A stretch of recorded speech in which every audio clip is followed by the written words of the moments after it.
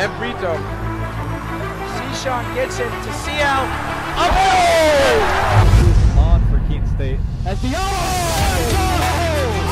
they want to come to him. Get out of here.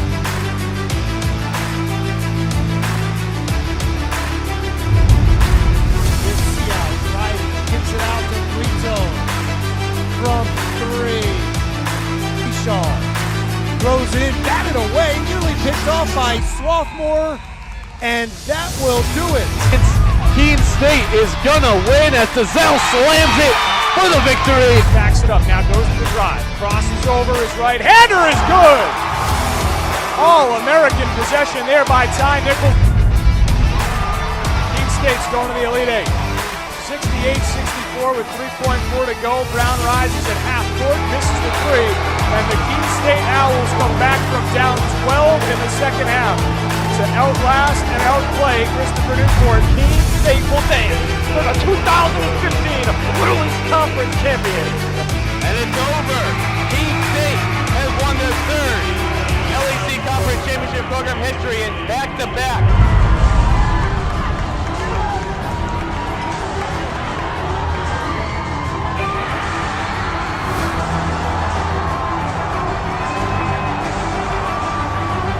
Passed up, gives back to Seal. Hunter, the slam, the alley-oop. Hazer is going to have to take the prayer. Does. Off the glass, no good, and the Owls will hold on and win the Little East Conference Championship.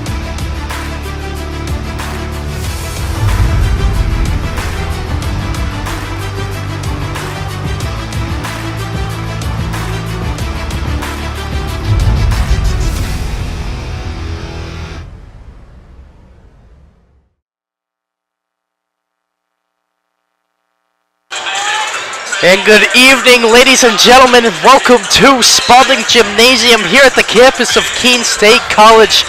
I'm your host, Logan Peranto. Joined alongside me is JJ LeBlanc, bringing you tonight's second round matchup between the Jumbos of Tufts University and the Owls of Keene State College. JJ, what's your excitement for this game? My excitement right now is through the roof, and I keep saying this for every other game that we have here, but I'm just really excited to see some good basketball. Two teams that, for the first time, I'm not really sure who's going to win.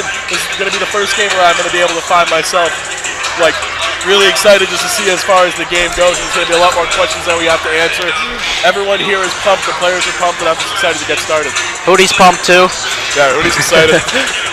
Let's just take a minute to recap what happened in yesterday's games here, starting with the Owls, who were able to defeat the Baruch Bearcats by the score of 89-78, making their record 27-1 this season. In this game, Octavio Brito led the way in scoring with an impressive 30 points on 11 of 23 shooting, including 6 for 12 from the three-point arc. He also added 13 rebounds to go along with it. Behind him, it was Jeff Hunter with 21 points and 15 rebounds. This double-double makes him the leader in double-doubles in Division III with 23. So my question for you, JJ, is what are some things the Owls can do to move on to the next round? Well, Logan, for me, there's no doubt that this is going to be an absolute battle between these two teams. And for Keene State, there is one glaring advantage, and that is where they have a game being played here today, and they have a crowd that has just been so electric throughout the entire time, and it's very important that the Owls take the energy and ride with it. I also think that it's very important for the Owls, especially for Jeff Hunter and Octavio Brito, to stay out of foul trouble against this Tufts team that has depth and a lot of size that they can throw at you. And then finally for the Owls, I think that they need to stay true to what they've been doing all year and try to get guys like Jeff Hunter and Octavio Brito going early, especially offensively, so they can fuel this team and fuel the crowd alongside. I agree 100%, JJ. This place is packed as it was yesterday. Now let's move on to the Tufts University Jumbos, who used a 56% field goal percentage as a team to pull away in the second half from Widener. That game ended up finishing at the score of 78-66. For the Jumbos, they were led by Theo Henry, who came off the bench and was really clutch down the stretch as he ended with 19 points and went a perfect 12 for 12 from the free throw line. Casey McLaren also came off the bench for the Jumbos and added 4 three-pointers to bring his point total to 12 points. 3 of those threes came in the second half. And finally, Dylan Thorner added 11 he was the only starter in double figures for Tufts. So JJ, same question as for Keene State. Now here with Tufts, what can they do today to advance? For me, it's the size of this Tufts team that's going to be very hard to deal with for Keene State. You have a couple guys in Bobby Stewart and Truman Gettings who start and are also 6'8", and they also have a freshman coming off the bench in Joshua Bernstein, who's 6'11", and is coming off of a double-double of his own yesterday. And also in the backcourt, you have favorable size as well, with Dylan Thornton being 6'6". So really, size-wise, there are several matchups that are in Tufts' favor, which leads me to the one thing that Tufts needs to do, and it's keep Keene State off the offensive glass, because this is an Owls team that yesterday had 17 offensive rebounds, and really all season we have seen Keene be relentless on fighting for second chance opportunities. Yes, favorable matchups indeed. Yesterday for Widener, we saw Pat Holden held below his season average, kind of a shorter guard, had a tough time against the size of this Tufts team. So this is going to be a good one between two of the better teams in the Northeast, so make sure to join us back here in a couple minutes for the National Anthem starting lineups and finally the tip.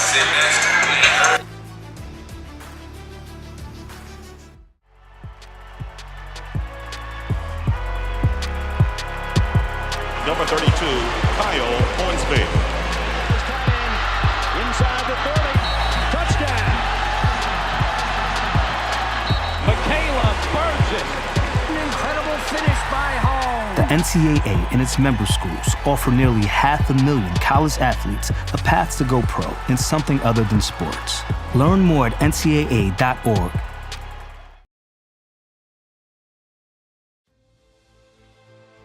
Passion's love. Passion is love for what you do. Because I think when you face challenges, it comes down to how much you want it and how much you love it. Passion is what keeps you going forward. Seeing so many people that were like-minded and so hardworking in their sport and academics, being surrounded by like-minded people makes you want to be more passionate. I think it pushes you to a different level that maybe you didn't think you had. And you can do the best of both worlds and love all of it.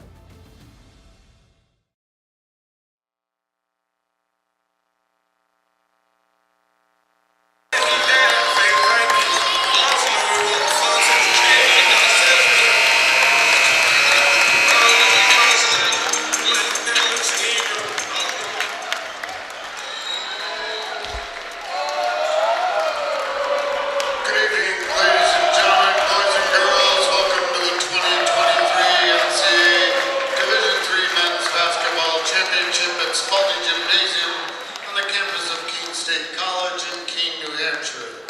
Tonight's second round game features the Jumbos of Tufts University against the Owls of Keene State College.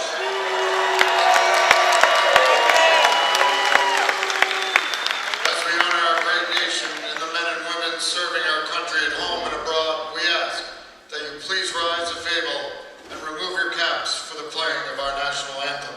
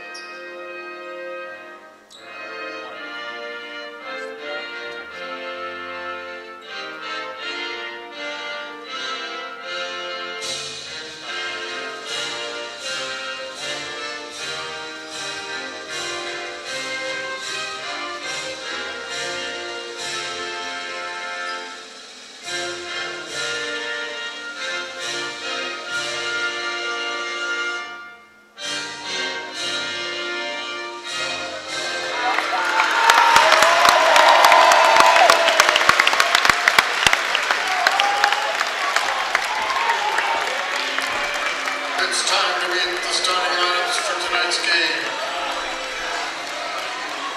At forward for Tufts, the 6'8" sophomore from Boca Raton, Florida, number 21, Bobby Stewart.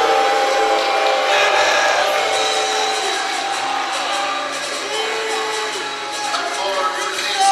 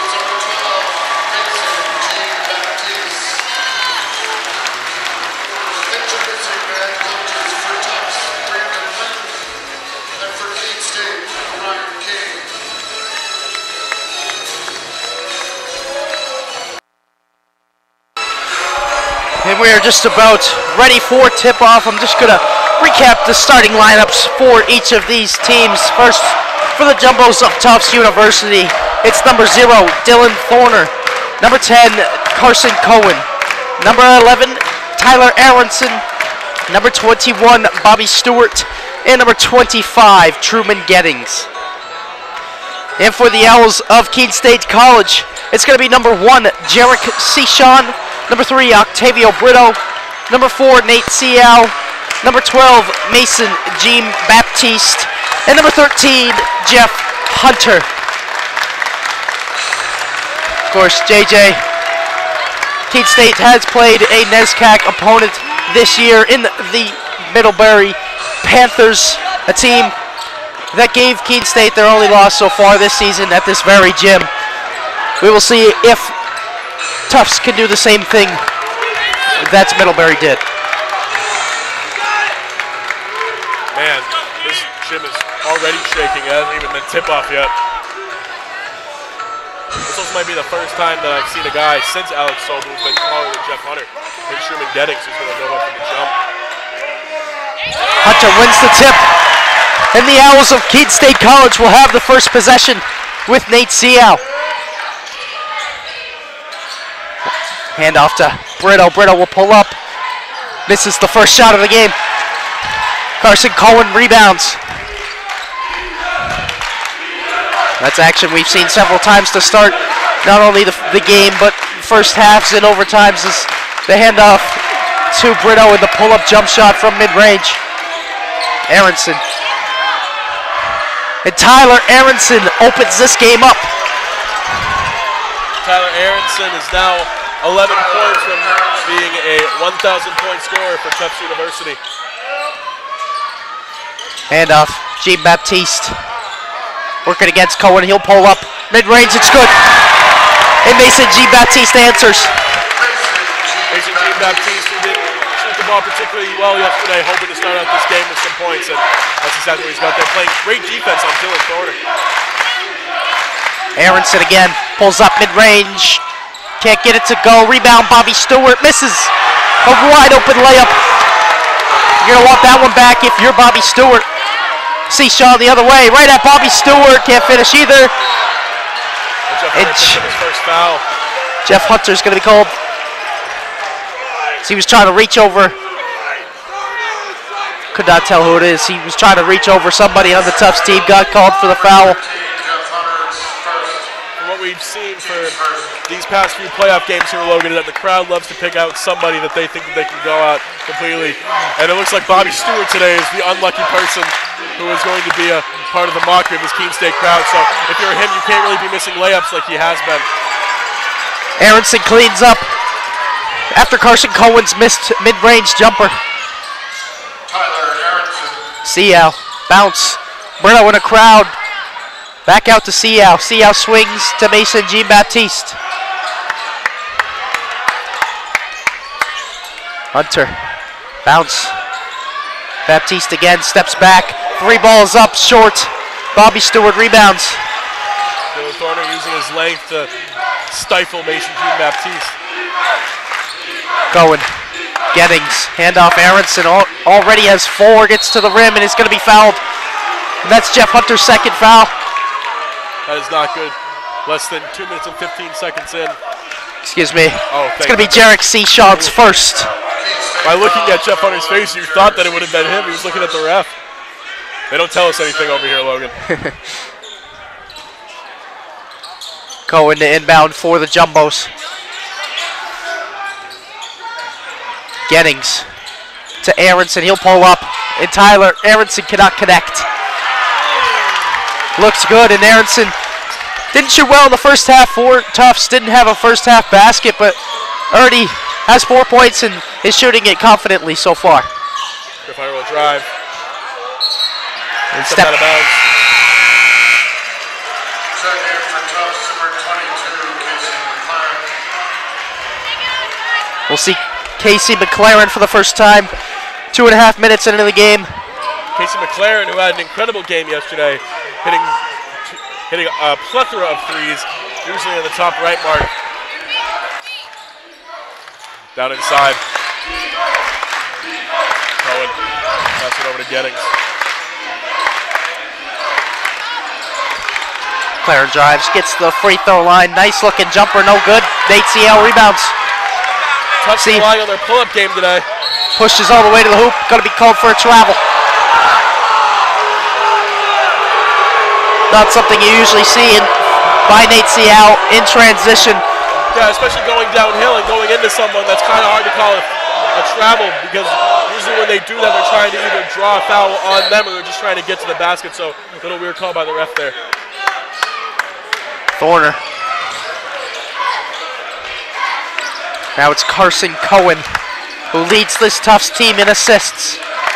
Finds Thorner, ripped away by Nate Ciel, and a foul is going to be called on Dylan Thorner. Great help defense from Nate Ciel. Nate Ciel already making up for that travel that he got down there with a great defensive play and able to draw a foul on one of the jumbos. And one of the better scorers on this jumbo team, Dylan Thorner, is the senior. Only 15 points away from eclipsing that 1,000 point mark. Defending Ciel now, who goes up and finishes. Reverse layup, Nate Ciel. That is a tough bucket for someone who is going up against someone that tall, especially if you're Nate Ciel. That's pure effort right there from number 4. And Thorner, as I mentioned, of course, 15 points away from 1,000.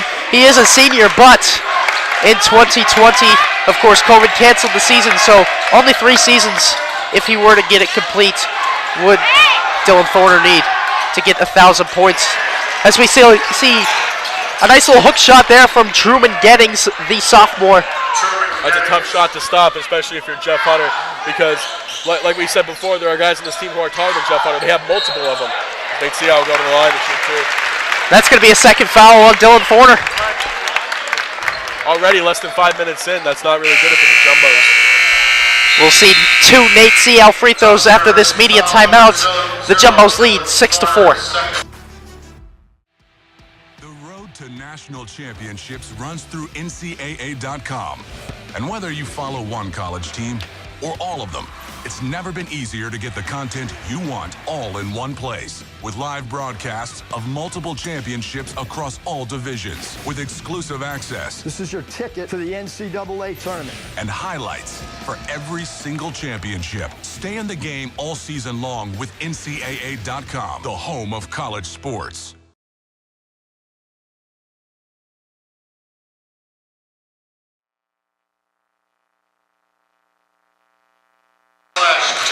And welcome back, ladies and gentlemen. We're just going to take a moment to talk about a special storyline in today's game. That is that there are brothers on the court right now. We're about to see Spencer Aronson for the Owls check in. And then for Tufts University, we saw Tyler Aronson, the brother of Spencer, start and play, I believe it was 33 minutes yesterday for Tufts University. So clearly 2 guys that play huge roles for different teams. And of course, we mentioned just a couple minutes ago with Tyler Aronson's hot start that he only needs 9 more points to eclipse the 1,000 point mark. So against his brother in this type of stage, it's a real special moment for those 2 and the family members of the Aronsons. Must be proud. No, really, they must be proud. How many times do your kids get to play against each other in very high-quality D3 basketball? Yes, this is a very special moment. Of course, the Aronsons are definitely a neutral fan, cheering for either one of the 2 brothers today. So we see Tyler bringing up 4 Tufts. Bounce to Theo Henry, leading scorer for the Jumbos in last game. Gettings. Swing now, Casey McLaren. McLaren over Jeff Hunter, finishes. The nice move there from Casey McLaren. Joshua Bernstein will check in shortly, the 6'11 freshman for the Jumbos. Bounce Brito on the baseline. Trying to find Nate Ciel. And Truman Gettings collects the loose ball. Kind of a forced pass there from Brito. Henry right at Jeff Hunter, can't finish. Went a little crazy there going down Main Street. Sean Aronson. Jeff Hunter working with his left. kick. Spencer Aronson. Hunter will take a rare mid-range shot. It connects. Wow. I don't think I've ever seen that before, Logan. He drained that too, nothing but the bottom. Henry. Pressure from Nate Seau. Now to Gettings. Gettings handoff to Tyler Aronson. Aronson uses the screen and roll effectively, draws the foul and one. Tyler Aronson with a trio of buckets early, trying to complete the and one. And that will be Jeff Hunter's second foul. Number 13, Jeff Hunter, it's his second. Team's third. Tyler Aronson with 6 points already. Goes to the line, try to get 7.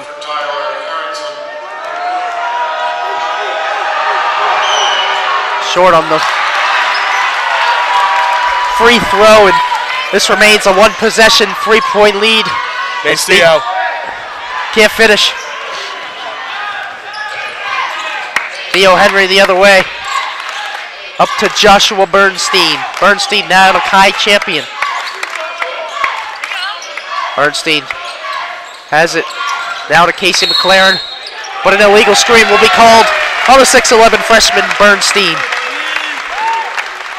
It's all about the timing. You want to make sure if you're Joshua Bernstein that you lower yourself a little bit earlier than that so you can try to create spacing, but he was just unable to get that. Seau. We see Tubin Dupree fresh into the game.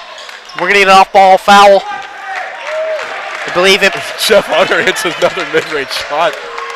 Doesn't count, but that's Bernstein's second foul. And just in a couple minutes, he'll have to take another seat. Seau inbound. Spencer Aronson left alone. You can't do that if you're the Tufts Jumbos, as Spencer Aronson connects on his first jump shot of the game. This one was on the line. Excuse me, yeah, that was a two-pointer. Hard to see from here, but either way, Tyler short on the three-pointer. Jeff Hunter loses collects it. Wow. Brito will dribble it down. Hunter against Gemesi. What a move. Can't finish. I think he lost it as he went up. I think he expected someone to be meeting him up at the rim, so he didn't go hard enough. Hunter rebounds. Open shot missed by Kai Champion. Handoff Brito. Swings over to Tameen Dupree. Brito against Casey McLaren. Jeff Hunter now. Jump stops, trying to work to his left, now finds Tameen Dupree with 5 seconds left, absorbs the contact, good defense from Gemesi there. Great defensive awareness though by the Jumbos. Aronson's three-pointer is up and it's good. Right in his brother's face. And that is it. Oh. Now Tyler Aronson has 9 points, just 4 away. And see, with Jeff Hunter making those mid-range shots, they're playing a little bit higher on him, so he can create some space in the middle, but he'll still go and get the teardrop. And he likes that matchup against Gemesi, who's come off the bench for Tufts. Champion uses the screen, goes up against Hunter, can't finish. Gemesi rebounds. Now outside to Theo Henry, drives. Gemesi goes up against Hunter. Hunter hits the deck. Offensive rebound. McLaren left open for 3, cannot stick it. And that'll be Tufts the ball, as Liam Johnston will check into the game after his next timeout. Tufts University leads 13-11. Make sure to stay with us.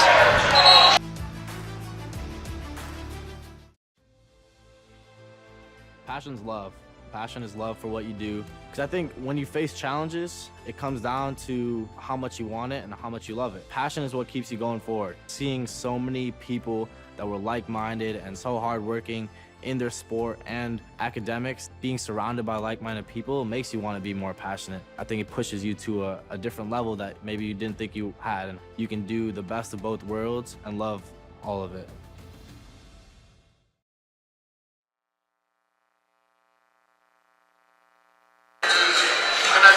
And we are ready to just about ready to restart action. And something rare we just saw from Keene State is that they gave up multiple offensive rebounds there. Lucky, at least so far, to not have given up a second chance point. But of course, Tufts still has the amount under Keene State's hoop, so we'll see if they can convert after a couple of offensive rebounds. Well, that's the thing. We talked about size towards the beginning of this game. They have a lot of tall players. They have McLaren, who's pretty tall, Gettings, Bernstein. So if Keene State doesn't out-rebound them, they're just going to out-height them throughout this game. But Keene State going something a little peculiar right now, going through for a little bit of a smaller lineup. They have the freshman Liam Johnson in there with Octavio Brito and Spencer Aronson and Mason Jean-Baptiste along with Jarek Sechon. So they're all going for about the same height here, and they're probably going to try to get some more three-point opportunities. Henry gets the layup to go. Kind of a defensive breakdown. It's the original pass, found nobody, but Spencer Aronson's back was turned to the ball. I believe it was Kai Champion, ended up passing to Theo Henry underneath. So we see a Liam Johnston three-pointer off the mark. Now McLaren the other way.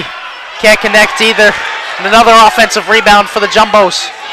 McLaren now to Henry. Henry, nice move. Can't finish. And second chance points right now is the difference, as Coach K is going to need a timeout. Tufts leads now by 7, 18-11. Responsibility is being accountable for your words and actions, first and foremost. It also is an obligation to be a positive influence in the communities around you. Being in a D3 program, you're going to have lots of different opportunities. You're not just an athlete, you're also involved in student life. Your academics are extremely important. We give a lot of our student athletes responsibilities right from the start by giving them leadership opportunities, by having them engage in the community, be a positive influence. That's being a responsible person.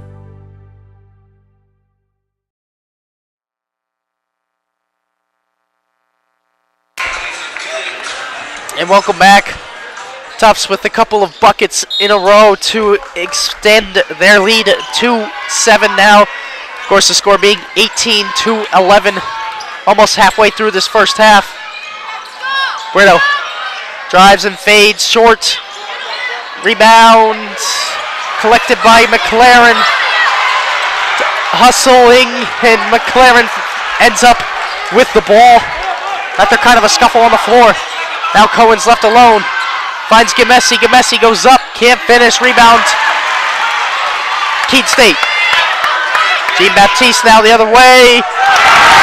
Finishes through some contact.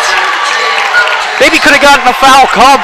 Did not, but nevertheless, a great finish with the left hand. Probably should have gotten a foul call there, but that's good if you're Mason Jean-Baptiste. Lower your shoulder and get in there. Absorb the contact. Get the bucket. Champion. Gamesi, what a spin move. Wide open. Finishes. And the interior defense is lacking a little bit so far for Keene State. Jean-Baptiste gets the foul called, and he's going to go to the line shooting 2.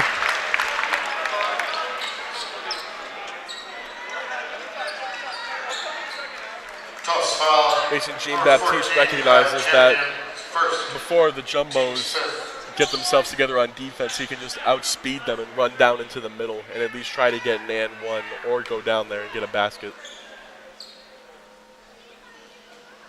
It is so quiet when the free throws are being shot by Keene State players. Puts it up. Can't hit the first one. We're going to see a couple substitutions for Keene State. It'll be Liam Johnston and Spencer Aronson to take seats for the likes of Jeff Hunter and Nate Seau. And for Tufts, Truman Gettings and Tyler Aronson check in. Kai Champion and Casey McLaren take a seat.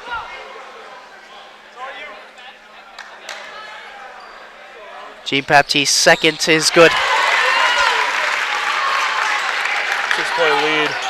the Jumbos.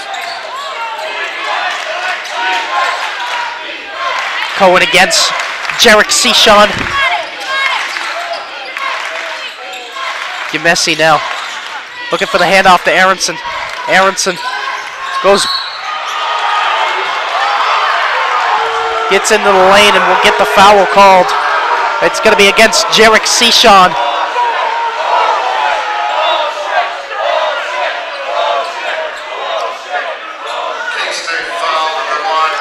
Tyler Aronson goes to the line with a chance to extend the lead. First one's up and it's good. Nothing but net from Tyler Aronson, who becomes the first player in this game to reach double-digit scoring. As Dupree will check in for Sean, who picked up his second foul on the play.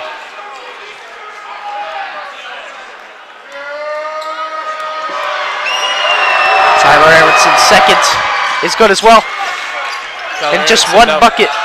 Now 2 points away. We go for the same thing, Logan. On the same page right now. And like we said, the Aronson family, this is a special game for them. Brito against Aronson now, fades, can't connect. Oh, gets the factory roll. The rim said otherwise. And that's Octavio Brito's first basket. I didn't think it was going to go in either, Logan. Glad it did for Octavio Brito. Gamesi kicked. Aronson steps back. Crowd wanted to travel. Did not get it. And now we see Carson Cohen trying to go to work against Jeff Hunter. Now Truman Gettings with 5. Gettings with 3. It's going to be Keene State ball. That's great defense by Keene State. They're not overplaying, especially when someone's going downhill. You trust Jeff Hunter to be down there to block the shot, but you also trust him to not get baited for it so they don't have to pass it down low with another little shovel pass. So good job by Keene State and their defense. Brito against Aronson, spins right by him, gets to the hoop and finishes with the left hand. A great move from the sophomore. So quick for that size is Octavio Brito. Messi for 3. And he sticks right back at you.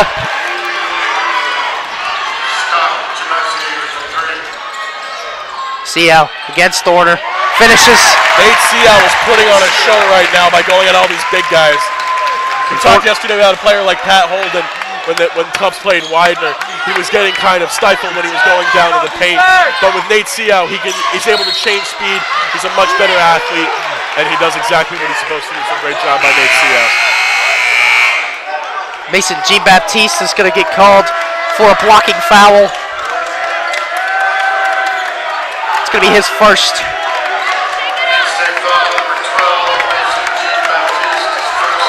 And 2 with Nate Seau going right at Thorner on the last possession. Thorner's got to be a bit more careful. He does have 2 fouls just 12 minutes into this first half. Henry working against Tameen Dupree. Now to Aronson, who gets the screen from Gettings. Henry gets into the paint. A good move, but can't finish. Rebound Nate Seau. And here come the Owls in transition. It's Nate Seau all the way to the rim. And maybe Tyler Aronson was worried a bit about Octavio Brito in transition there. And Nate Seau just says thank you very much. I like the move from Nate Seau to keep going at other players because he knows that he's athletic enough to draw fouls on them, and nobody wants to pick up fouls this early.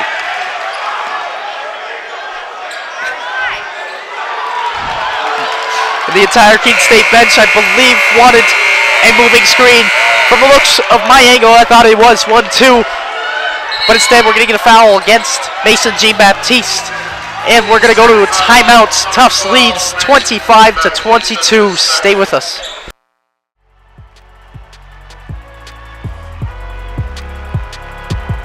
Number 32, Kyle Hornsby. Inside the 30. Touchdown. Michaela burns it. An incredible finish by home. The NCAA and its member schools offer nearly 500,000 college athletes a path to go pro in something other than sports. Learn more at ncaa.org.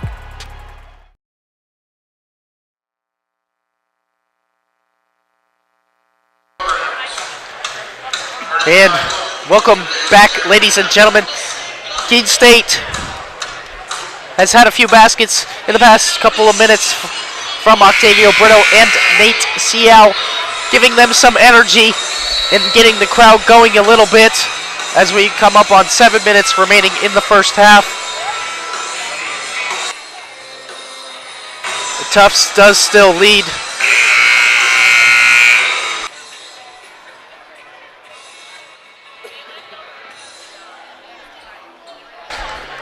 Tufts does still lead by 3, mostly in part due to Tyler Aronson, who already has more than he had last game. Seems like he came out just locked in. Bit different from yesterday against Widener when he had 0 first half points, now already has 11. Well, if I were him, I wouldn't want to retire with 998 points either. I would want to go out there and at least try to get my points. Gettings had it tipped away from him, and Keene State's going to force the turnover.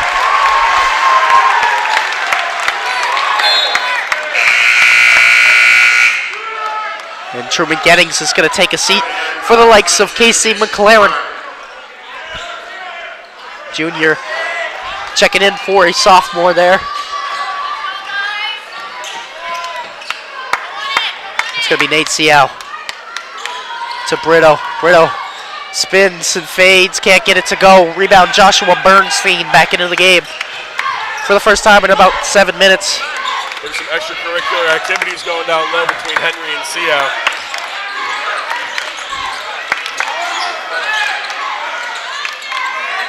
Henry against Seau. Finds Bernstein. Bernstein goes up and finishes. Uses that length to his advantage.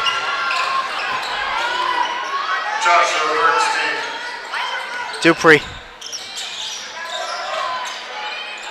Now finds Hunter. Hunter trying to get a basket of his own. He does not. Oh. What's going on with that rim today, Logan? It looked like it was going down, but kind of unfortunate there if you're Jeff Hunter. Henry gets all the way to the rim, can't finish, and Bernstein's there to collect.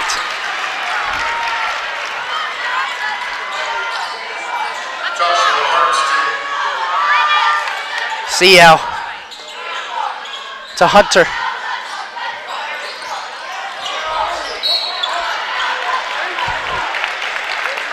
And we're going to get a foul on the floor against Joshua Bernstein again. And that's his third foul. That's crazy. Not even 5 minutes left in the game in the first half, and he's already got 3 fouls. That's pretty big because that's your 6-man center.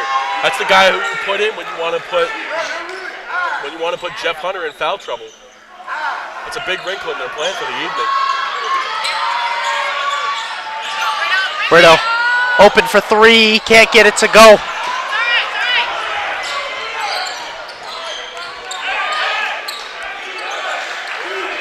Theo Henry will set something up for Tufts. Henry uses the screen, now kick. Tyler Aronson, short. Rebound. Theo Henry. Aronson hesitates, kicks. Casey McLaren finds it. Too much on his three-pointer. And Keene State will rebound. McLaren loves the rainbow 3 from the top mark. Usually it's been going down for him, it just didn't go down that time. Here's Pete Baptiste. Fadeaway 3 from the corner. And a tough shot from Gene Baptiste. With that shot, he becomes Keene State's leading scorer so far with 8. Dupree against Henry. Step back, McLaren. Thought his shot was going to get blocked, now swings. 10 on the shot clock, it's Theo Henry. Pump fakes, leads into the body. Can't get it to go, too much length. Dupree stops, kicks. Brito follows, good rebound, Octavio. Open for 2, can't get it to go. With the one hand from Brito. It's a shot he's got to knock down. He's not going to be that open continuously tonight. And that's the thing, you think to yourself you're going to be not that wide open, so when you are, they leave you open for those shots, you start to get in your head. McLaren loses his dribble. 6 on the shot clock. Stewart against Hunter, and he's going to be called for travel. He disagrees with the call, but we're going to go to immediate timeout.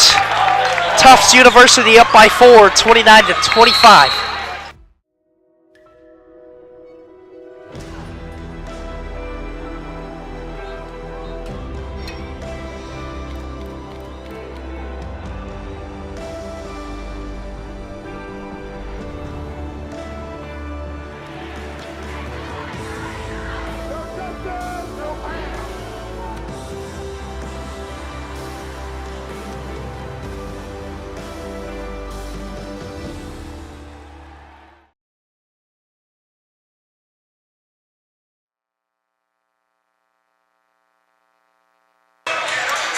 Welcome back, ladies and gentlemen.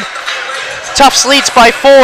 The Owls are trying to come back, and for me, JJ, it starts on the defensive end, and especially with rebounding the basketball. We've seen guys like Theo Henry, Joshua Bernstein, Casey McLaren, a couple of those guys create and take advantage of second chance opportunities for Tufts University so far in this first half. And for Keene State, that's something you need to focus on. You need to clean up if you want to tie this game up or even take the lead before the first half ends. And especially in the second half, you're going to have to clean that up. Both teams are tied right now on defensive rebounds with 11. But the one thing that stands out to me is Keene State has 1 offensive rebound and Tufts University has 9. They are out-rebounding you on the offensive boards by 8 right now. That cannot happen if you're Keene State. They should be counting their lucky stars if they're not even farther down in the losing column for this game right now. That's just unacceptable. Hunter will go against Bobby Stewart, and a great drop step. And Jeff Hunter gets the 2.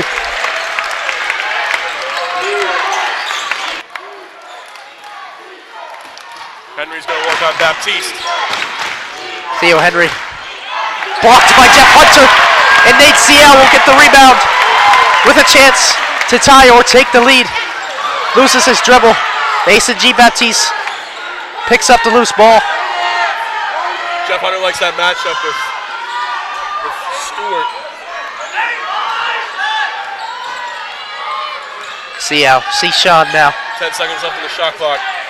Bounce to Hunter. Kick, Aronson open for 3. Gets it to go. And Keene State takes the lead. Spencer Aronson trying to make sure he's not outshined by his brother on the big stage. It's now 2 for 2 from 3. Champion. Swing. Now his brother Tyler Aronson.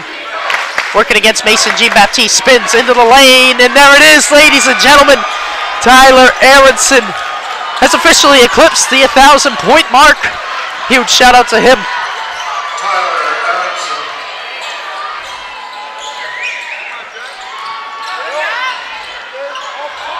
1,000 points is a lot. 2,000 points is another score than Jeff Hunter. Gives him a 1-point lead. And a couple of tough finishes from Jeff Hunter in the past couple Keene State possessions.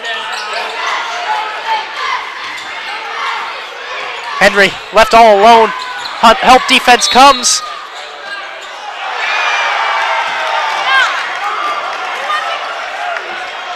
And now Tyler Aronson again finishes. It will have a chance to convert the N1. Ryan Caden arguing that call should have been on the floor. Field goal from Tyler Aronson. For Tufts University, just went over 1,000 points for his career. A standing ovation for Tyler Aronson, as it really truly is a special occasion for him today. And of course his family, as we mentioned before. Aronson's second is good as well. And 16 first half points for Tyler Aronson. Very impressive stuff.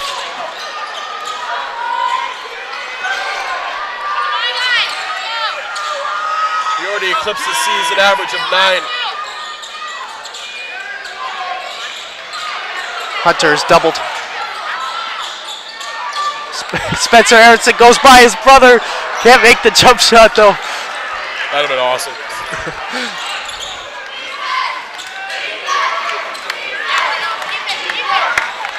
Carson Cohen against Octavio Brito. Now Tyler Aronson, and we're going to get an illegal screen called against Carson Cohen. Kind of just ran into Nate Seau after the handoff to Tyler Aronson. Offensive foul number 10, Carson Cohen is first. Team 7.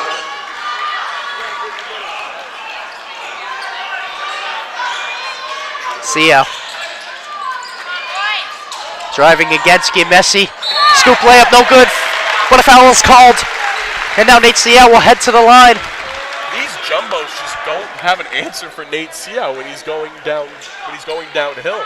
They've tried everything. They've put themselves in front of him. They've tried doubling him when he goes down there, but like unless for that one travel call that he got earlier, I just haven't seen anything like it. They just have no answer for him at the moment. Seau's first is no good. Tameen Dupree will check in for Keene State. And for Tufts, it's going to be Dylan Thorner who gives Truman Gettings a rest.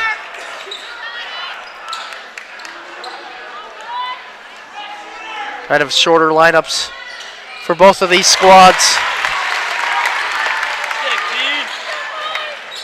Yeah, this is the shortest I've seen the jumbos in their time here at Keene State. They have never gone with a lineup that's this small.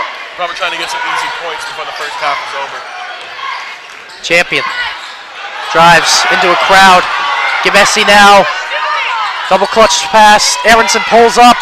Can't hit. Rebound Octavio Brito. Just about 11 seconds between shot and game clock.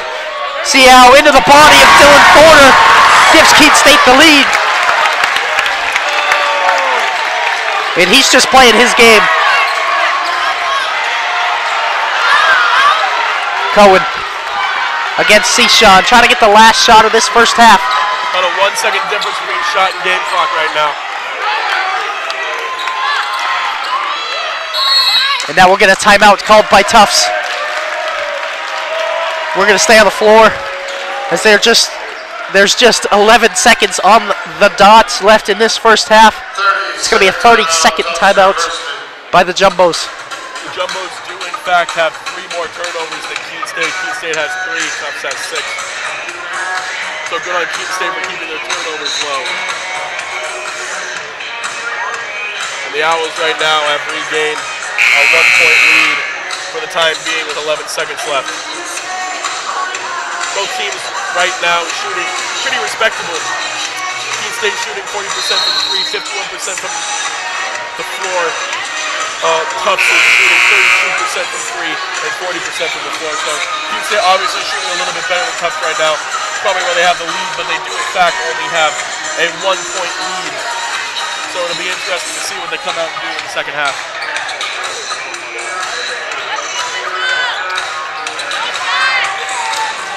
You can also feel the energy the energy has picked up late in this first half. Now we see Aronson. Thorner with 5, drives to the hoop, is met by Octavio Brito, and we're going to get a jump ball. Stays Tufts possession with 4 seconds now.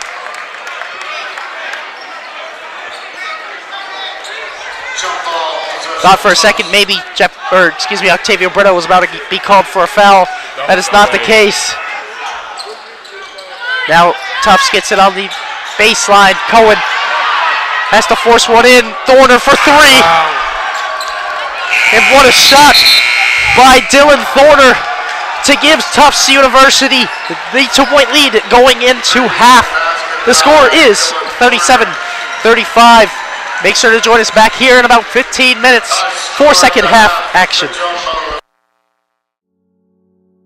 A single thread is unique. Like each of us, full of purpose and potential.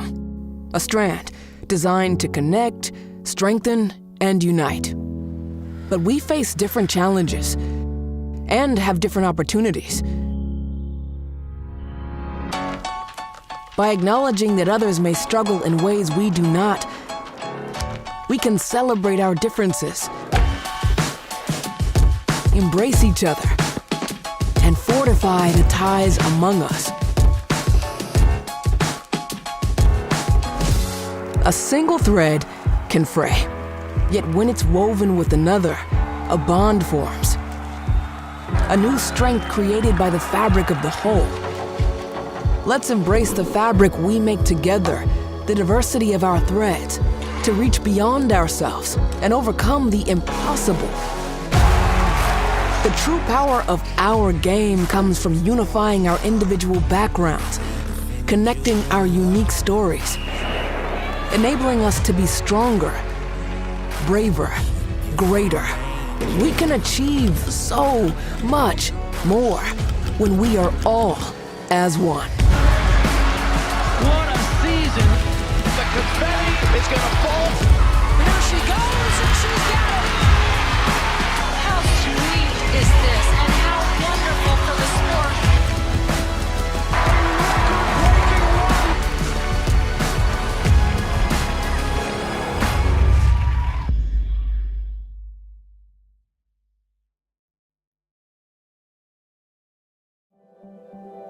Proportion to me is the lived experience of our Division III student athletes. They balance life from an academic perspective and the rigors of competing at a high level, bonding with teammates and building lifelong friendships. But they also are involved in their communities. They work jobs and internships and volunteer. They've learned to be resilient. Diverse experiences are setting them up for the future. Passion's love. Passion is love for what you do. Because I think when you face challenges, it comes down to how much you want it and how much you love it. Passion is what keeps you going forward. Seeing so many people that were like-minded and so hardworking in their sport and academics, being surrounded by like-minded people makes you want to be more passionate. I think it pushes you to a different level that maybe you didn't think you had. And you can do the best of both worlds and love all of it. A good citizen is someone who wants to make a positive impact, both in their communities and in the world around them.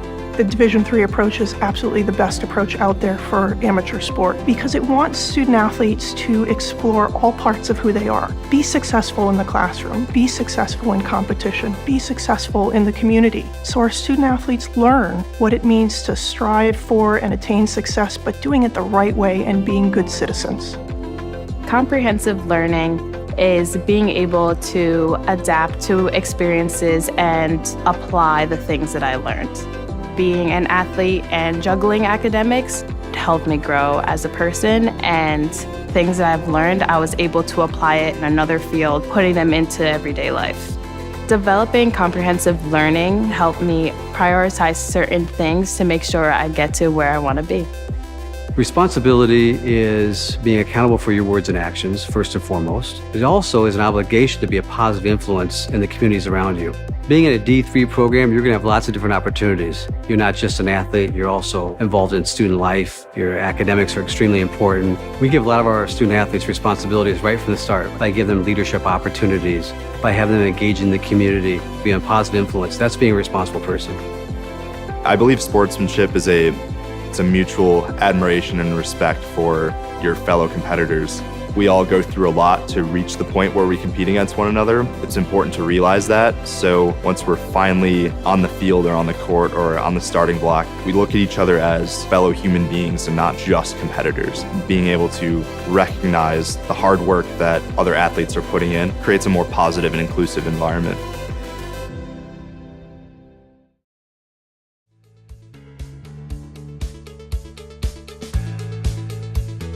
Being a part of the different activities and organizations that I've been a part of, I'm actually able to see myself where I'm like, hey, I actually can make a change. I'm one person that can make a difference. Division III has helped me to develop teamwork skills, critical thinking skills, time management skills. It's not just about basketball or it's not just about school. It's about developing yourself as a person altogether.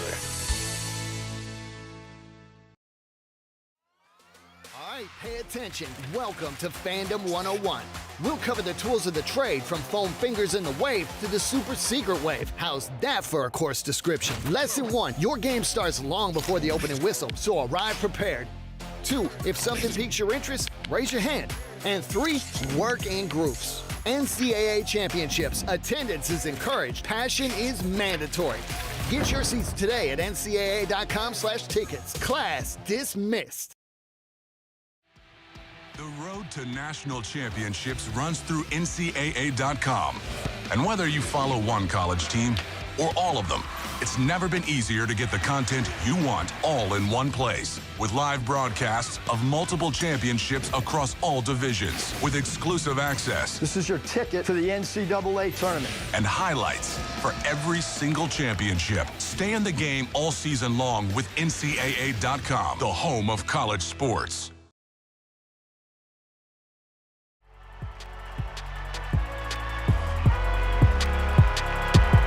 Number 32, Kyle Hornsby.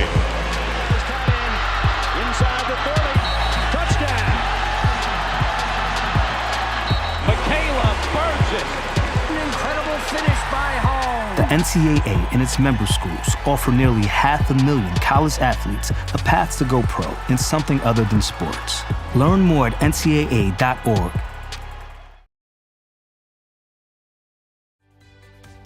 Responsibility is being accountable for your words and actions, first and foremost. It also is an obligation to be a positive influence in the communities around you.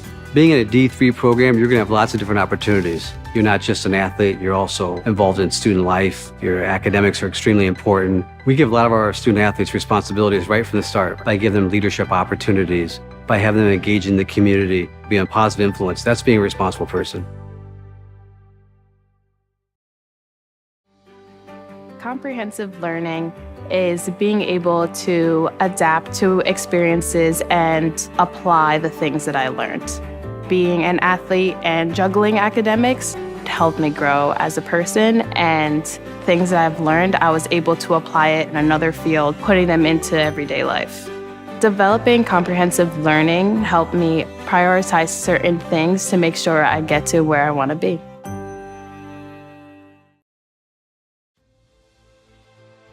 Passion's love. Passion is love for what you do. Because I think when you face challenges, it comes down to how much you want it and how much you love it. Passion is what keeps you going forward. Seeing so many people that were like-minded and so hardworking in their sport and academics, being surrounded by like-minded people makes you want to be more passionate. I think it pushes you to a different level that maybe you didn't think you had. And you can do the best of both worlds and love all of it. College sports fans, get ready for game day with officially licensed merchandise from the NCAA official online shop, ncaa.com/shop. Get the whole family geared up with the best collection of apparel and accessories, including t-shirts, sweatshirts, headwear, championship gear, and more. Visit the NCAA shop for today's special offer and rep your favorite team now. Only at ncaa.com/shop. To them, the whole world looks like an opportunity, one to be seized, built upon, and made better for their sport and the people around it. To student athletes, every opportunity is a chance to change what could be and show the world what opportunity can do.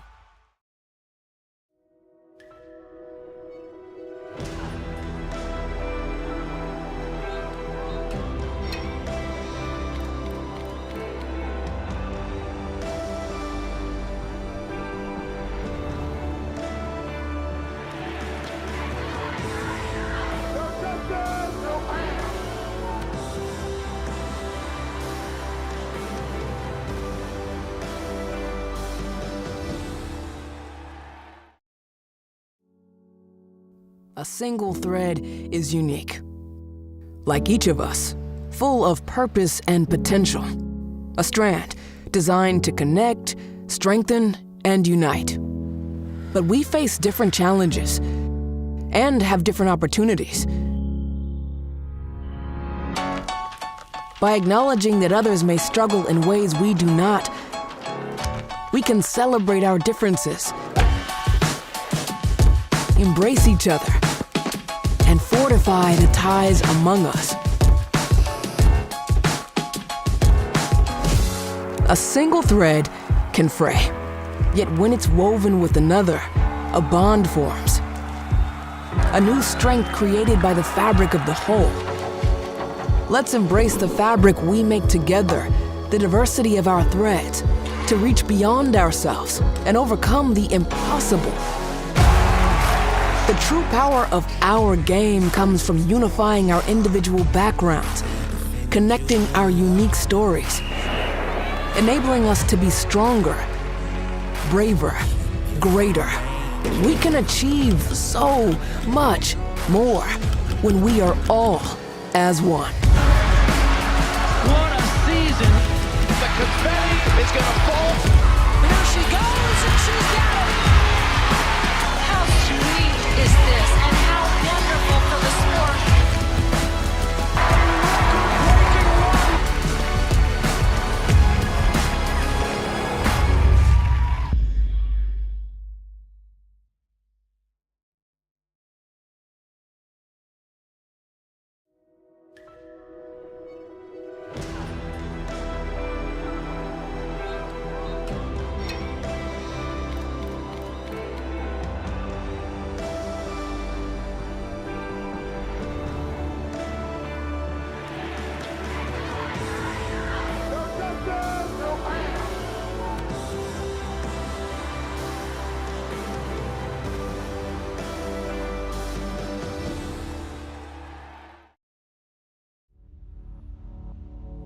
To them, the whole world looks like an opportunity, one to be seized, built upon, and made better for their sport and the people around it. To student athletes, every opportunity is a chance to change what could be and show the world what opportunity can do.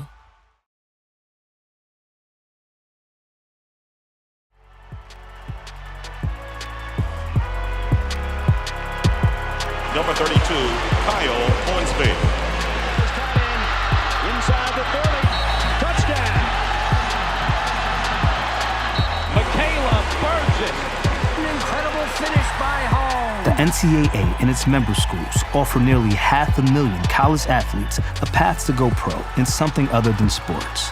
Learn more at ncaa.org. Responsibility is being accountable for your words and actions, first and foremost. It also is an obligation to be a positive influence in the communities around you. Being in a D3 program, you're going to have lots of different opportunities. You're not just an athlete, you're also involved in student life. Your academics are extremely important. We give a lot of our student athletes responsibilities right from the start by giving them leadership opportunities, by having them engage in the community, be a positive influence. That's being a responsible person.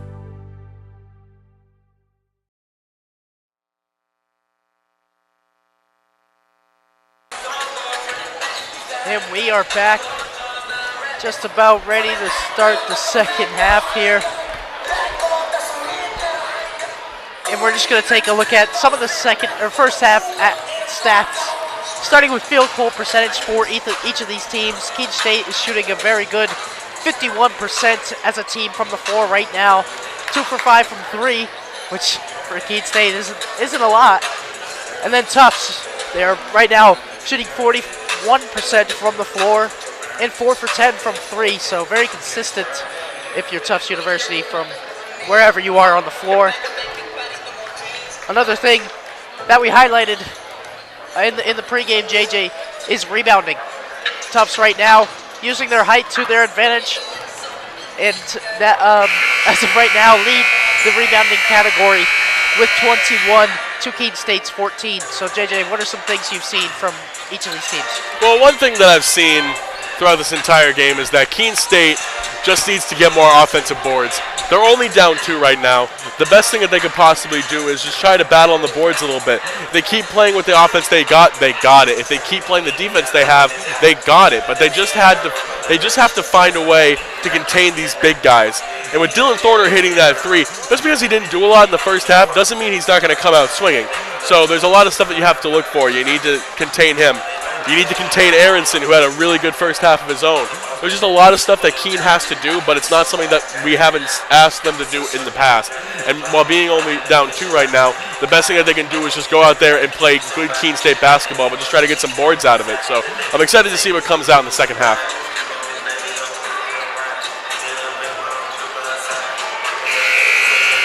As we are about to get started with the second half.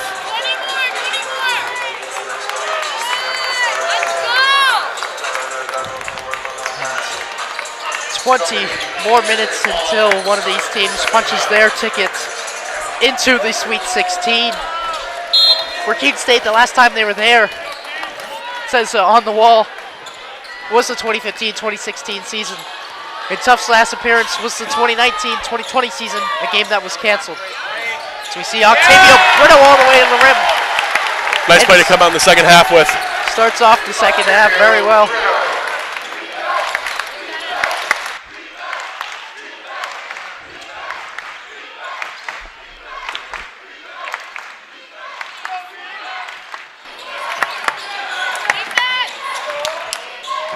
Stewart. And we're going to get an offensive foul against Tufts in Bobby Stewart, who disagrees with the call. Excuse me. No, it's going to be called against Carson Cohen. Cohen, who has yet to score, picks up a second foul. Handoff, Brito pulls up. Friendly roll's not there, but wow, what a play by Nate Seau in a crowd. Hunter goes up, and hard to tell what happened there through the crowd. I think he just got stifled going down Main Street. Aronson.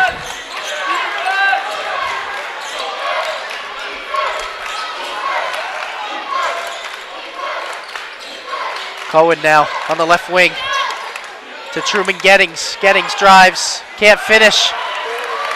Nate Seau rebounds.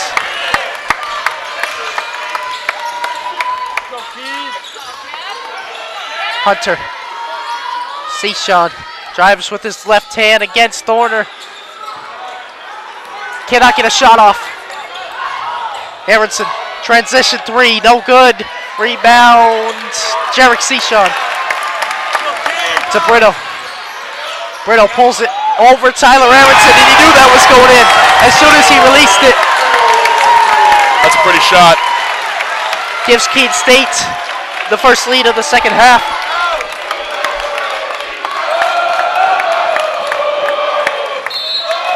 Also Keene State's biggest lead. Foul on the floor is going to go against Octavio Brito. Keene State looking much more like themselves coming into the second half so far. Keene State foul number 3, Octavio Brito is first. That is Octavio Brito's first foul. Mason Jean-Baptiste playing with fire a little bit, has 3 fouls of his own right now. Cohen can't get the first one to go.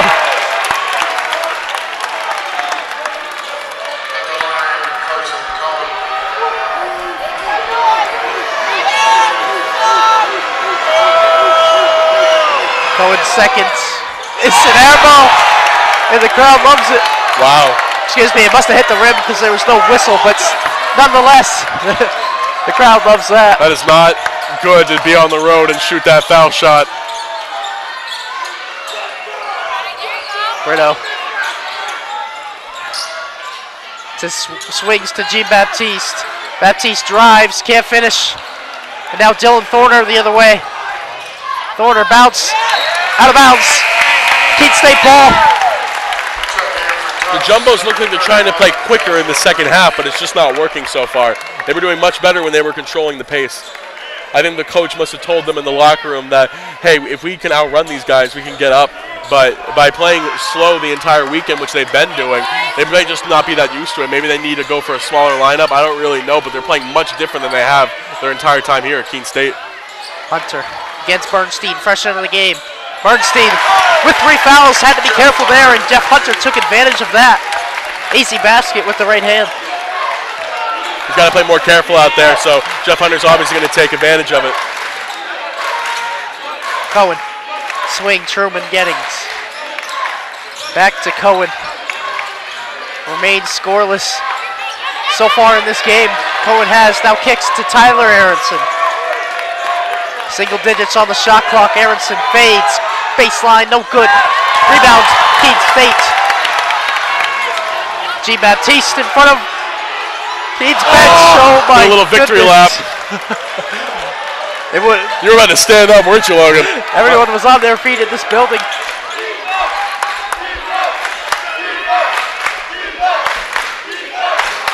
Cohen. Screen from Thorner. All the way to the rim. Carson Cohen's first basket.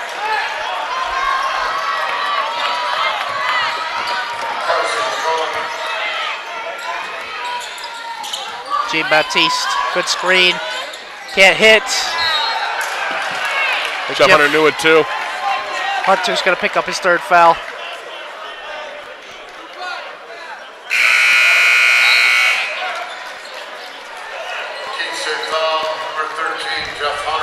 Jarek Seshon will take a seat. Spencer Aronson will check in. And for Tufts, Truman Gettings and Carson Cohen are going to sit for the likes of Casey McLaren and Theo Henry.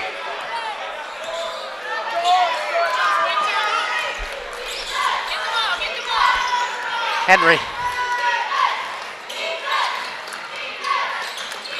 In post entry to Bernstein. Bernstein can't finish. And he's going to pick up his fourth foul. And just an unnecessary reach, in my opinion, if you're Joshua Bernstein. We're going to go to the first media timeout of the second half. Keene State leads 42-39. Stay with us. The road to national championships runs through NCAA.com. And whether you follow one college team or all of them, it's never been easier to get the content you want all in one place. With live broadcasts of multiple championships across all divisions, with exclusive access. This is your ticket to the NCAA tournament. And highlights for every single championship. Stay in the game all season long with NCAA.com, the home of college sports.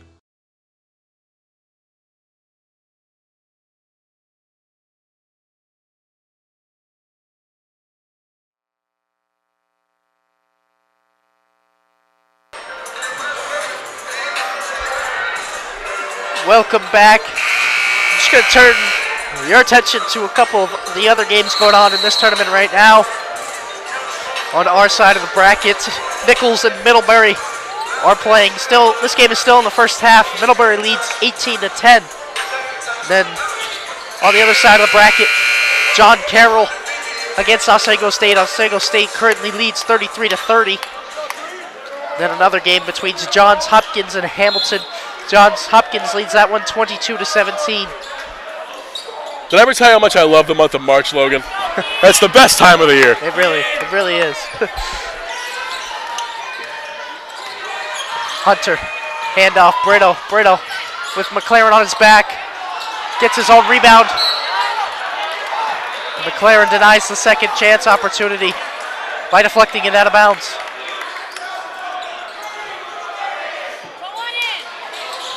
See out of inbound, cross-court pass, Aronson. Hunter against Truman Gettings. Tries to spin to his left, shot is short. Rebound. It's going to stay Keene State ball. Kind of got lucky there if you're Octavio Brito. They easily could have been called for a foul, which would have been the second one, but they didn't really call it. He might have pushed him out of bounds a little bit, but hey man, it's Keene State ball, what can you say? Brito swing, Aronson back to Brito. Thought about it. Now takes. Short. Poked away. Loose ball's picked up by Thorner. And the 10-second violation is going to be called.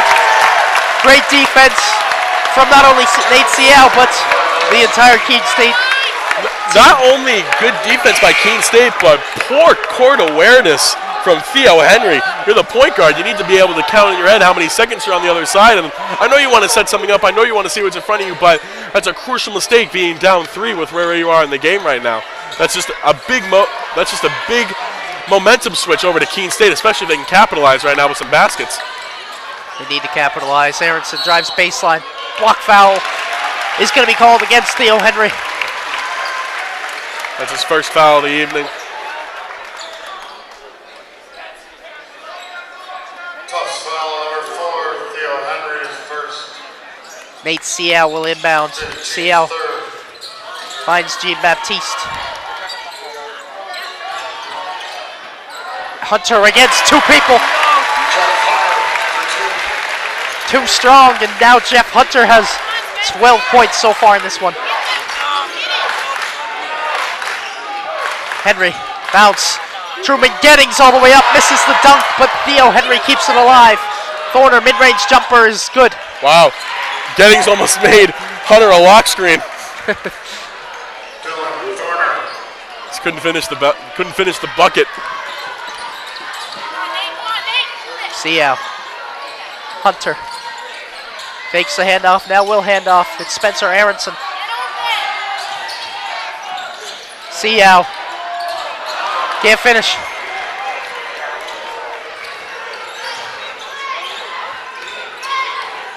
Tyler Aronson. Now Truman Gettings finds Theo Henry. Henry bounce. Truman Gettings goes up again. Can't finish again. The reverse layup was no good. Brito the other way. Aronson drives. Kick now, and we're going to get an offensive foul against Spencer Aronson. Charge taken by Theo Henry.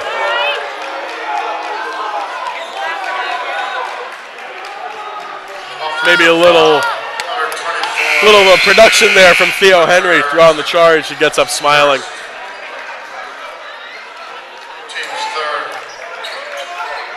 See Scott Gemesi as well as Kai Champion into the game. Truman Gettings and Tyler Aronson will take seats.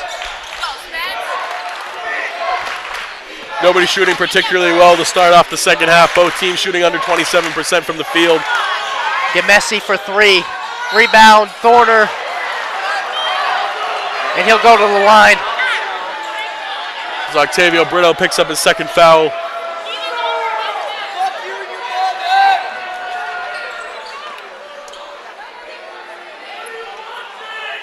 Keene State foul number 3, Octavio Brito. Dylan Thorner will go to the line. Team's fourth. Thorner only took one shot in the first half, and it was the last shot made in the first half for either team, and it was kind of a crazy shot right in front of Keene State's bench, the fadeaway three. Dylan Thorner 9 points away from cracking the 1,000-point mark for the Jumbos.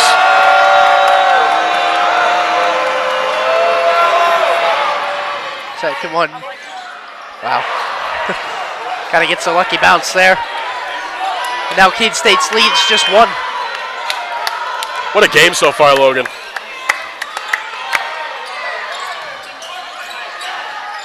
Seau. Jeff Hunter. Mid-range, long.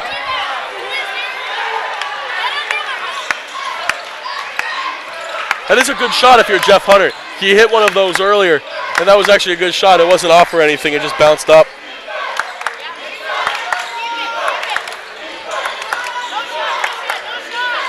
Thorner. Gemesi kick. Champion. Mid-range. Gives Tufts the lead.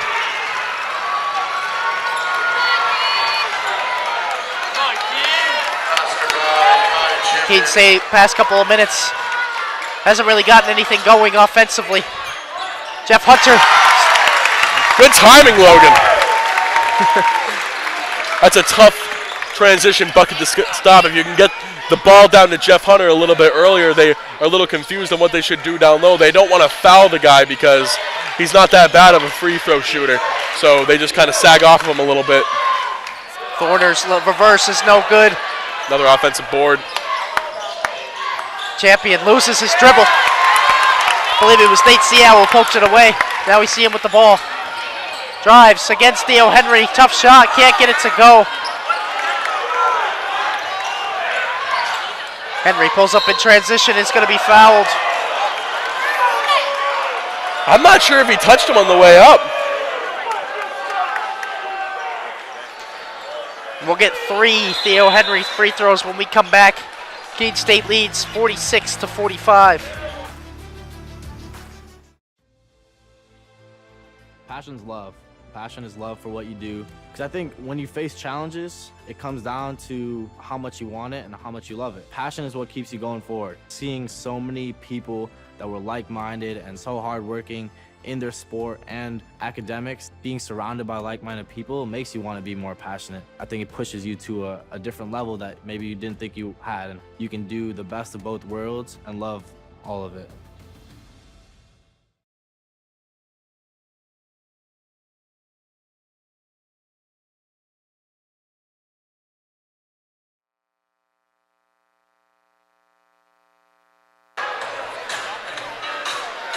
We're just about ready to see 3 free throws from Theo Henry after he pulled up in transition. That foul was called on Nate Ciel, his first of this one so far. Love to see the student section interacting with the kids section behind the Keene State bench.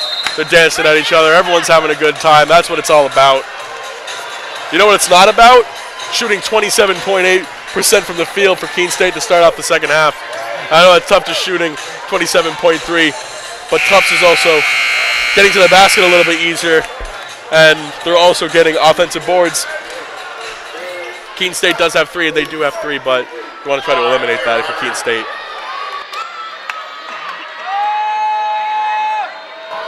As Theo Henry will go to the line to shoot 3 off of the questionable foul call. Theo Henry, not the guy you want to see at the free throw line, of course. 12 for 12 yesterday. Now makes it 1 for 1 today.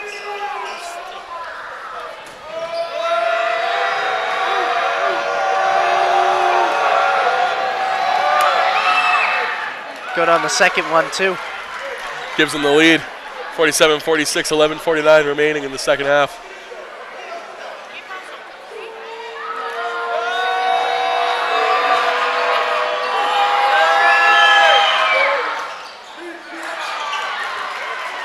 And 3 for 3, Theo Henry was.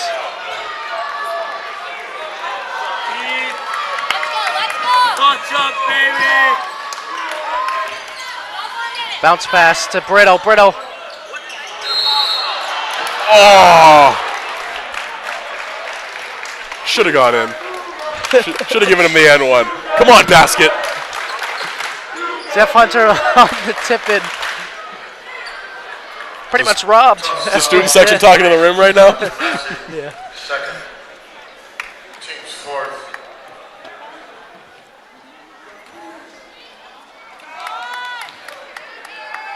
First free throw of the night for Jeff Hunter. Cans the first. Jeff Hunter, the leading scorer right now for Keene State with 15 on the night, along with 7 rebounds to go along with it, 1 assist and a block, and a steal as well. Cans both of them. Ties it up at 48.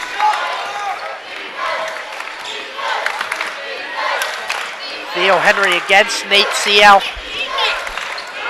Trying to get to the rim. Ciel hits the deck. Good rotation and help defense from Jeff Hunter. McLaren with 10 on the shot clock.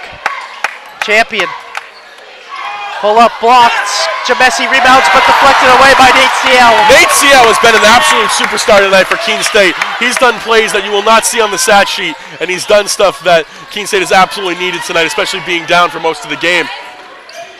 Ciel driving baseline.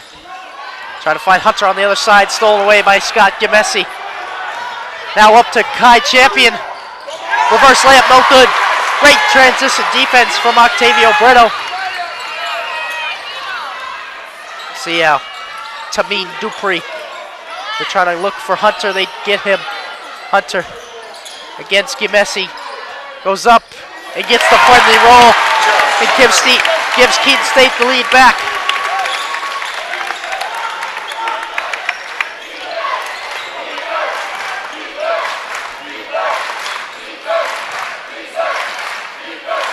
Thorner against Tameen Dupree. Thorner pulls up. Long rebound, Gimesi. Octavio Brito knocks the pass out of bounds. We'll see substitutions, a pair of them for each team. Nate Ciel and Tameen Dupree take a seat for Keene State. For Jarek Sean and Mason G. Baptiste. And then for Tufts, it's going to be Truman Gettings and Tyler Aronson back onto the floor.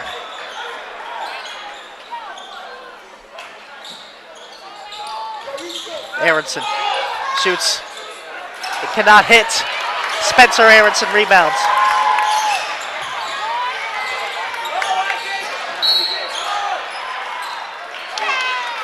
Foul on the floor.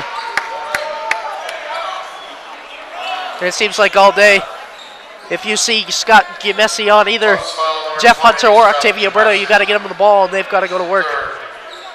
Yeah, they've loved that matchup so far. You just saw a couple plays before this when Hunter was on Gimesi. He was down low in the middle. He was able to shake himself free, go around the free throw line and put up the easy shot.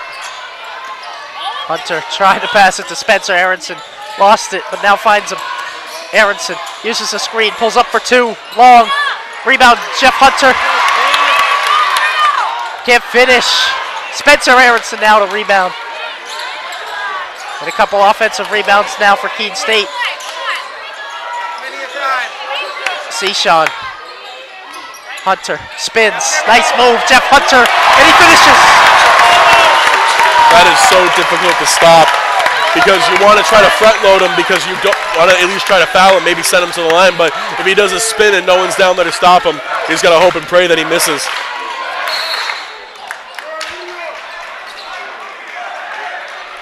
Jarek Sean picks up his third foul. You have to wonder where the physicality is.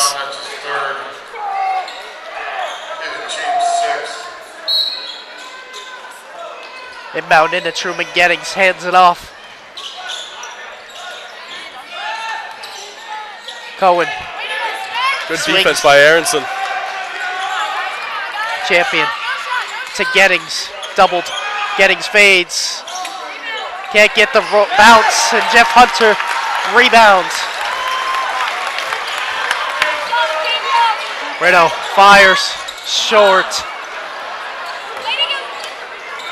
Now we see Scott Gimesi finds Truman Gettings. Oh, what a block by Brito! Met at the rim, but cleaned up by Gimesi. That's a tough shot to block, especially with one hand. J. Baptiste pulls for two, it's off. Rebound, Tyler Aronson. Aronson bounce, Gimesi, swing. Cohen, full head of steam, good pass.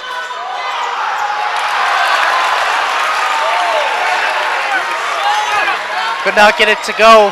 Coming down the other end, Sean loses it, but regains it.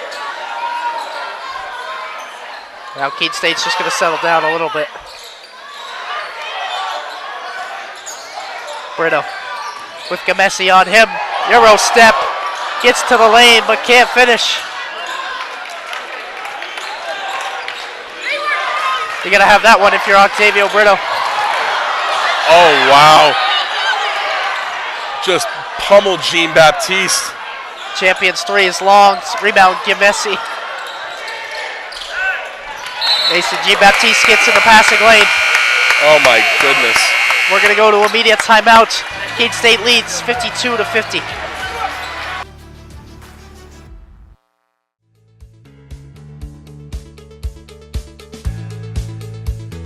Being a part of the different activities and organizations that I've been a part of, I'm actually able to see myself where I'm like, hey, I actually can make a change. I'm one person that can make a difference. Division III has helped me to develop teamwork skills, critical thinking skills, time management skills. It's not just about basketball or it's not just about school. It's about developing yourself as a person altogether.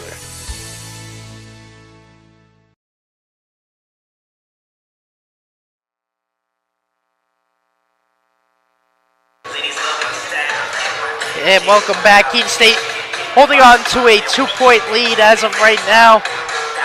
Things have gotten a little bit out of hand in terms of the pace of the game. It's sped up a lot in the past couple of minutes. Keene State tried to take the air out of the ball like a little bit, and they got a good look out of it. Octavio Brito, Euro step into the lane, just couldn't finish.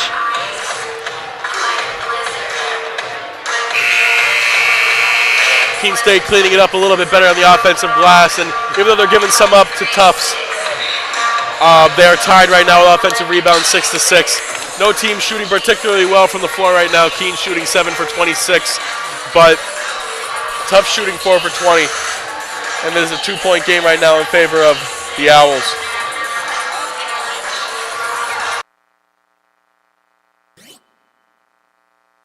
We see Joshua Bernstein into the game for Tufts on 4 fouls, but he needs to be in the game. He can make a difference, especially rebounding with his 6'11" frame. He could also make a defense for us too, because if Jeff Hunter can get anything he wants down low because he can't foul him, so he's just going to have to rely on his height and hopefully try to stifle him, but he can't go for blocks right now with those 4 fouls. Sean connects for 3. Jarek Sean's first basket of the game.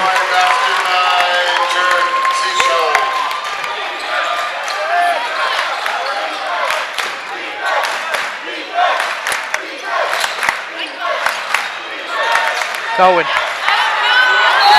gets the 5-second call. And Jarek Sean impacting the game, both offensively and defensively. Keene State just trying to make the right plays right now. With 6:46 remaining in the game, only up 5. This is definitely the closest game that we've seen since the LEC championship game against WestCon. Hunter to Mason Jean-Baptiste, back to Jeff Hunter. Brito now. Casey McLaren against him. Oh, had him on the skates. Hunter rebounds in the crowd and goes up and finishes through what looked like the entire Jumbo squad right under the rim. Jeff Hunter with 22 and 9 for the night. Henry to Bernstein. Bernstein now to Tyler Aronson.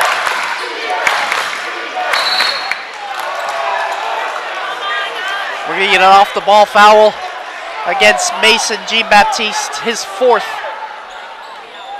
That's his 4th foul of the night with 6:04 remaining. It sends Dylan Thorner to the line. Foul number 12, Mason Jean-Baptiste. His 4th. Team 7th.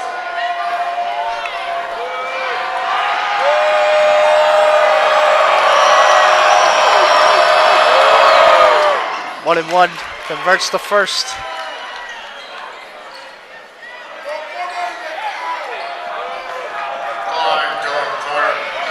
Thorner now 7 away from reaching the 1,000-point benchmark for the Jumbos. Second one is up, in and out, and Octavio Brito grabs it.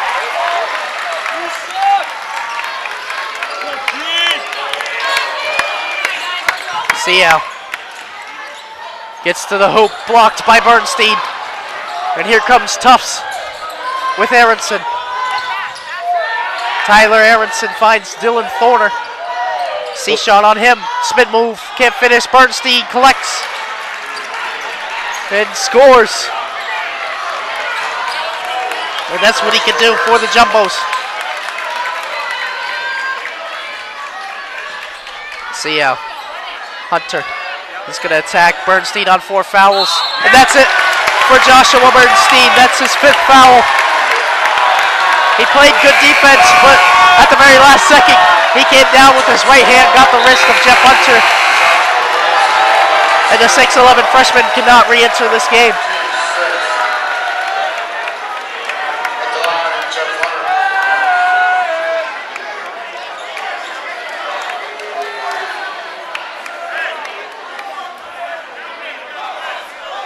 Jeff Hunter, first shot's up, and it's good. Jeff Hunter with yet again another double-double, 23 points, 11 boards on the evening. Just keeps racking them up. Next one's up, and it's no good.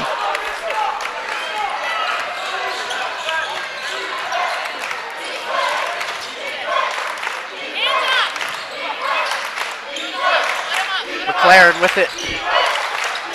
Now swing, Theo Henry. Tyler Aronson.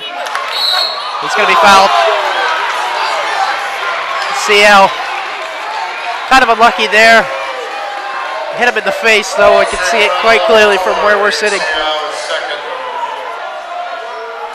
It's going to be Nate Seow's second foul of this game. It sends Tyler Aronson to the line, trying to get his first points in this second half. And he does. Tyler Aronson, after having a stellar first half, shooting for 16 points, only 1 point so far in the second half. Second one's up, and it's good. 18 on the night for Tyler Aronson.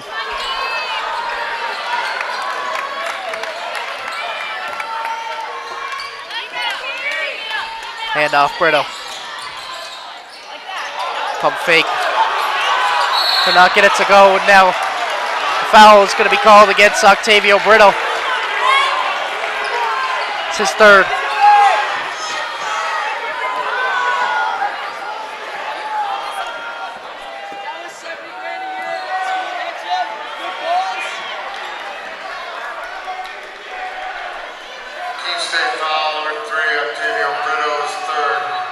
And Scott Gimesi will go to the line. First one, can't get it to go.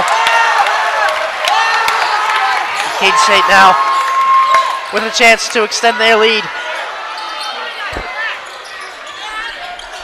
Brito. Kick, Seow. Up fake. Now Mason Jean-Baptiste straight away, three-pointer. Gets it to fall. We're going to get a timeout on the floor, I believe called by Coach Ryan Keene. Keene State now leads by 6, 61-55. We'll be right back. Responsibility is being accountable for your words and actions, first and foremost. It also is an obligation to be a positive influence in the communities around you. Being in a D3 program, you're going to have lots of different opportunities. You're not just an athlete, you're also involved in student life. Your academics are extremely important. We give a lot of our student athletes responsibilities right from the start by giving them leadership opportunities, by having them engage in the community, be a positive influence. That's being a responsible person.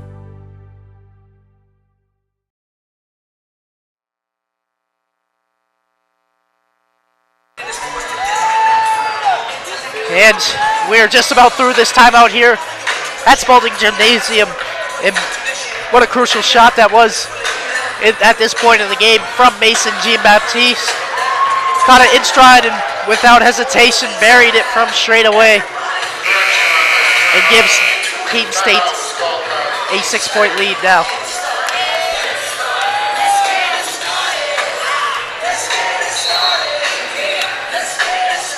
Jean-Baptiste, of course, on the other end defensively has to be a bit careful. He is on 4 fouls.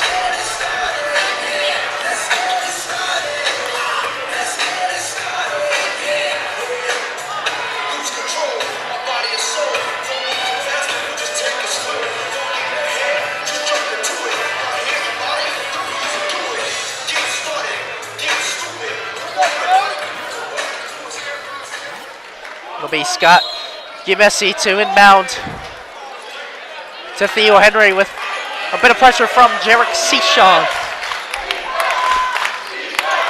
Aronson gets the screen from Thorner. Good job by Nate Seow to work over it. Aronson on the wing of the logo.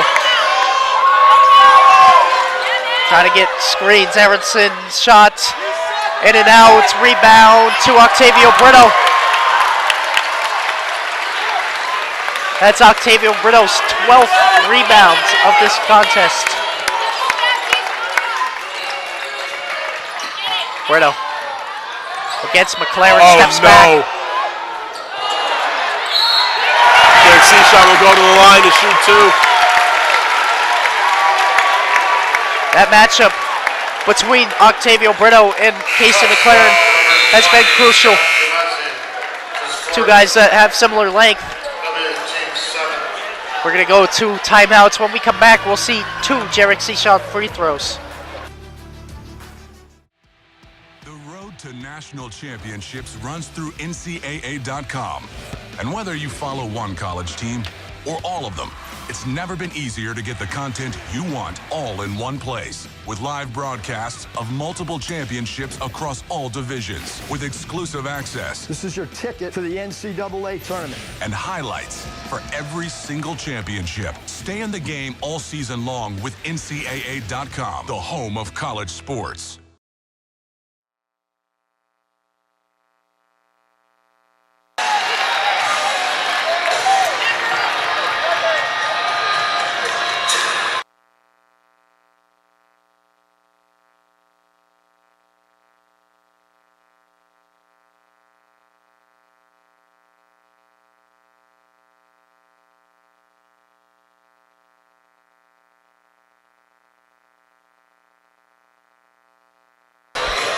We're just about ready to restart after the media timeout. In a crucial, again, I just said this about Mason G. Baptiste's shot, but a great offensive rebound there from Jarek Sechon. Sends him to the line in just a moment here for 2 free throws. And I wanted to talk about something. In the first half, Tufts shot a stellar 40%. They shot 4 for 10 from the three-point line. In the second half, they are now 0 for 5, which is a very big difference going into the second half. So you got to wonder why they would keep on shooting if they're not going to. I understand that you have to hit it whenever you can, but that could be a reason why they're down 6 right now with 3:44 remaining as Jarek Sechon tees up for the first free throw. First one's good.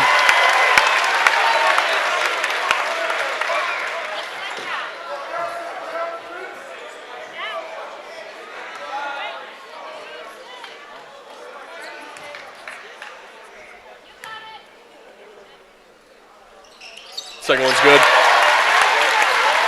Gives them an 8-point lead with 3:43 remaining.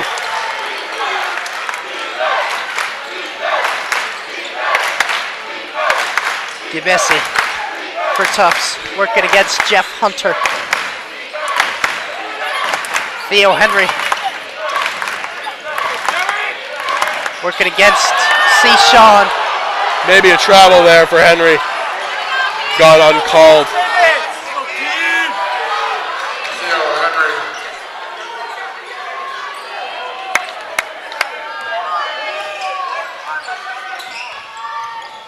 Seau against McLaren. Oh, put him on the ice skates.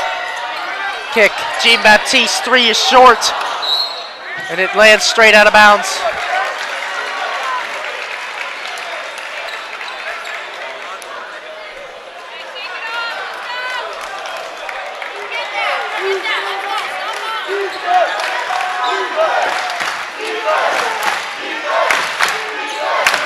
Screen from corner for Henry. Trying to get the same action kick. McLaren now. 3-pointer is off the mark. And Jarek Sechon rebounds.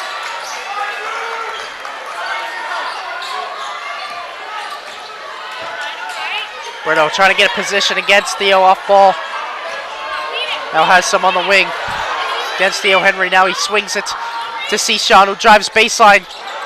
Tries to go up against Gimesi and cannot convert.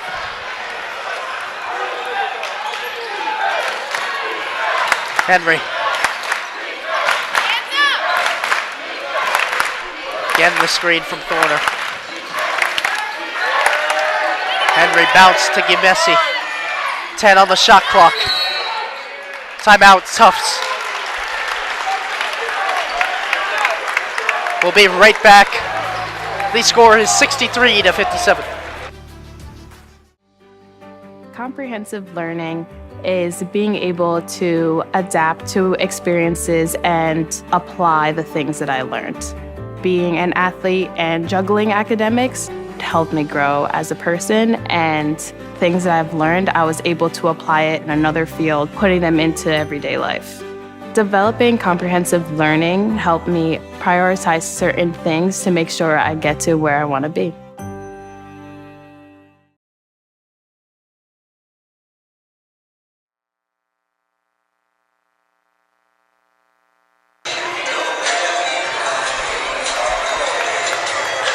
Timeout was taken by Tufts University coach Brandon Linton didn't really like what he was seeing from the offensive possession that they had. Trying to set something up and trying to get a quick basket.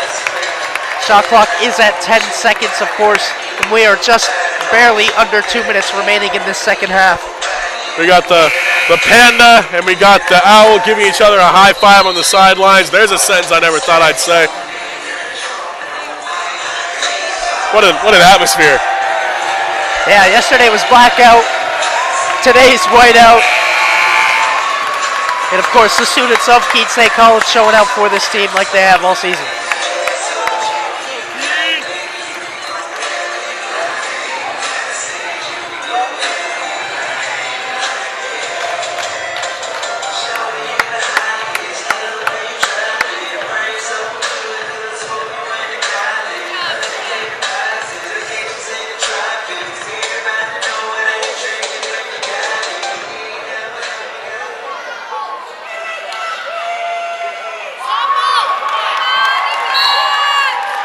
It'll be Tyler Aronson to inbound. Yamesi. 5 now on the shot clock. McLaren to Aronson with 1. Too long. And good defense there from Keene State.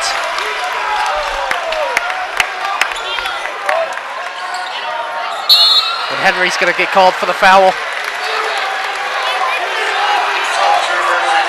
Nate Seau will be sent to the line.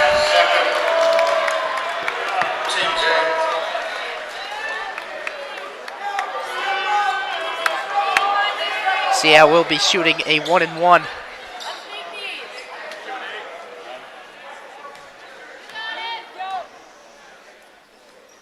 Drills the first. 7-point lead now. Nate Seau in double figures with 11. Mason Jean-Baptiste in double figures with 11. And Jeff Hunter, obviously, in double figures with 23 and 11. Nate Seau cans the second one as well.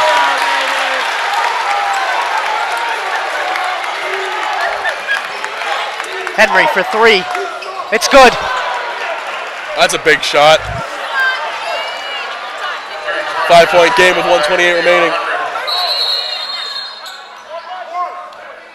And the shot clock was running before Keene State got the ball in bounds. That's a mood killer.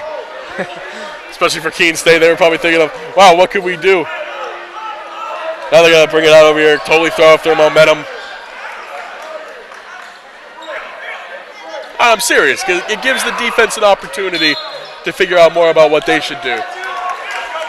Showed a little bit of fake pressure there. Approaching 1 minute. And Theo Henry's going to be called for another foul. Sending Nate Seau to the line, shooting another 1-and-1.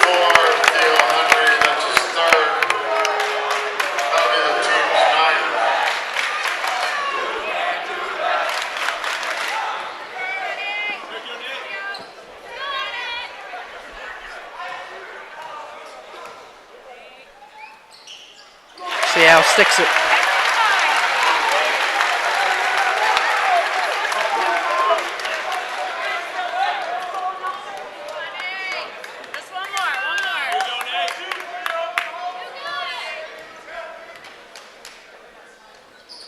Cancel all of them. 4 for 4 in clutch time free throws for Nate Seau. 1 minute, 14 seconds remaining. Henry on the baseline. Creates some space and finishes. And Theo Henry down the stretch for Tufts has been very good. A couple of baskets. He did a good job on that one, creating some space against Jeff Hunter, and then using the rim to make sure he did not get blocked. I want to point out something interesting. So the turnovers are low right now in the second half for both teams. Keene State has 2, Tufts has 5. But Keene State has 15 points off of turnovers right now in the second half alone. That is huge. That just goes to show you that when they turn the ball over, the transition defense by Tufts University has just been one to be desired. And that can be attributed to many things. It could be the benching of Joshua Bernstein, who helped very much yesterday against Widener.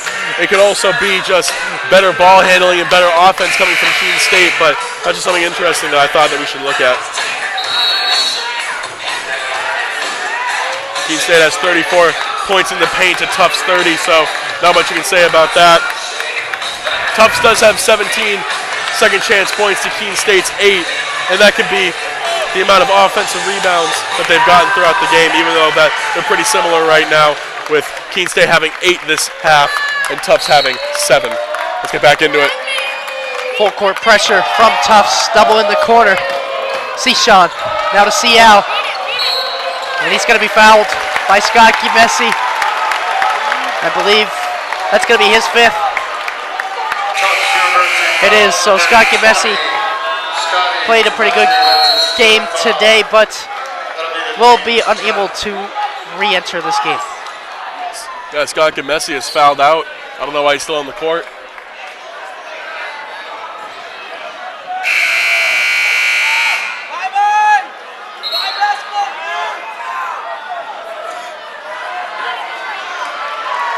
We'll check in Carson Cohen.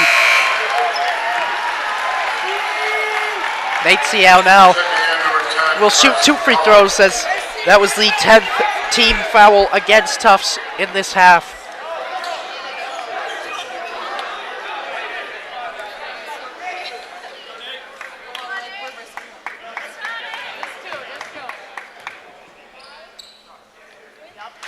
Ciao converts on the first.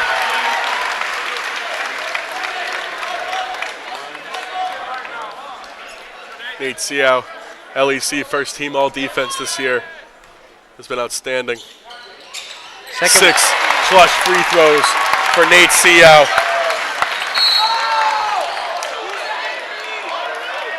Gives the Owls a 7-point lead with 1 minute and 1 second remaining.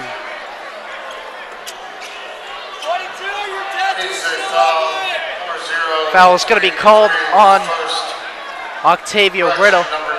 It's his 4th foul of the evening.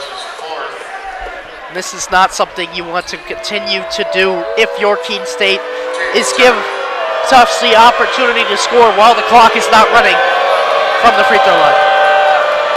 Especially not this guy, who we've seen go 15 for 15 in these past 2 days from the free throw line. Logan, I can't believe throughout this entire season, we say all the time, when someone's good at free throws, they end up missing, but not this dude. So I'm trying to speak it into existence. I think he's gonna make it.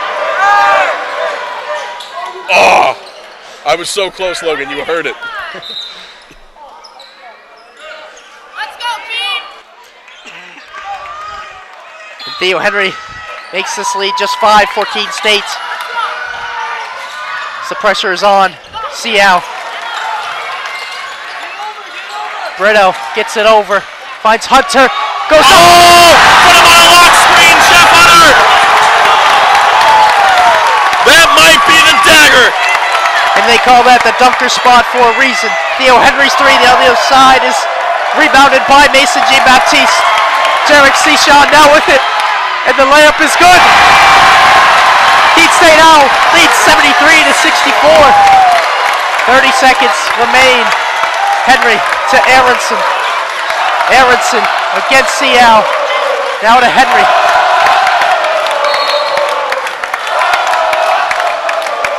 Mason Jean-Baptiste fouls. And that'll be it from him for this game. An excellent game from Mason Jean-Baptiste, and he hypes up the crowd on his way out. And a standing ovation.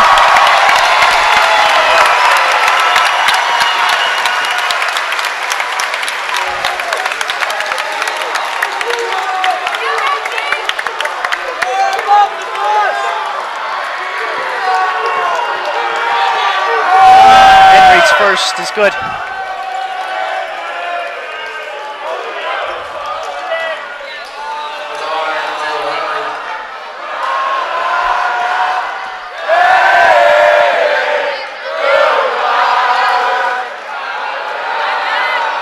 Henry connects on the second one. His point total is now 16.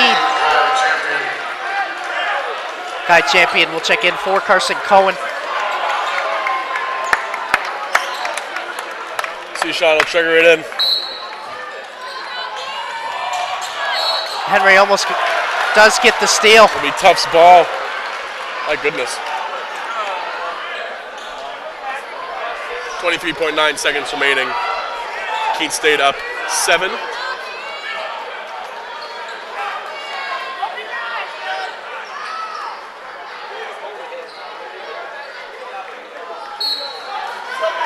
Henry will inbound. Finds Aronson fade. Three-pointer. Gets it to go. And this is just a 4-point lead. Still a game here in Spaulding Gymnasium. Wow. Tyler Aronson's first field goal of the second half. He did have 2 free throws earlier. That'll give him 21 on the night.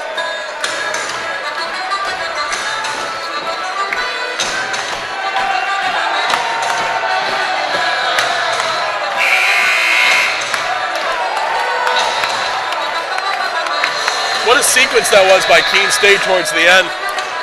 Able to get some easy steals. They just completely obliterated the press.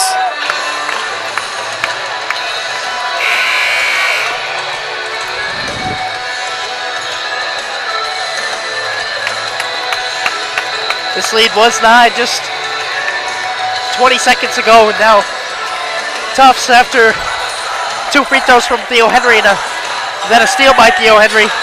The three-pointer from Tyler Aronson makes this a 4-point lead now. And Tufts is not out of this game just yet.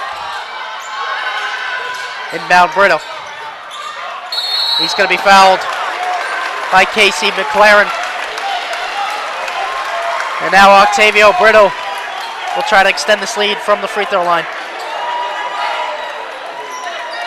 Tufts foul number 22, Casey McLaren is first. Team's under the limit. Line for 2, Octavio Brito.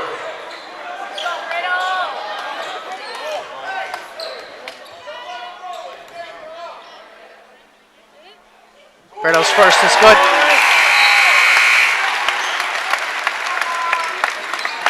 Now Casey McLaren will take a seat for the likes of Carson Cohen.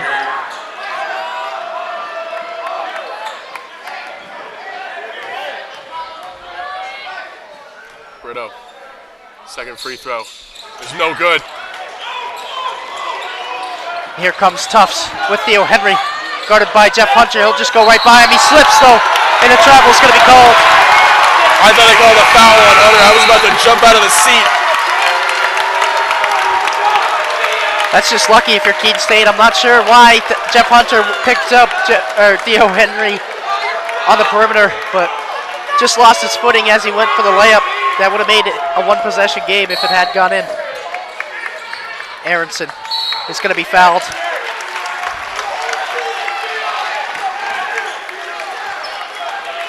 McLaren is going to be called for the foul. And now we'll see Spencer Aronson to the line. Team's under the limit.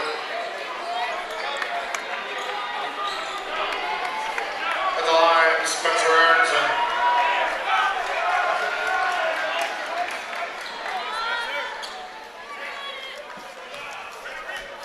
Aronson, first one's up.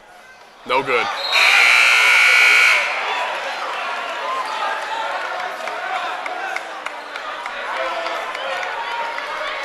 Theo Henry will take a seat. Puts it up, and that one's good. Timeout, Keene State. Just over 11 seconds remain in this one. Keene State holding on to a 6-point lead.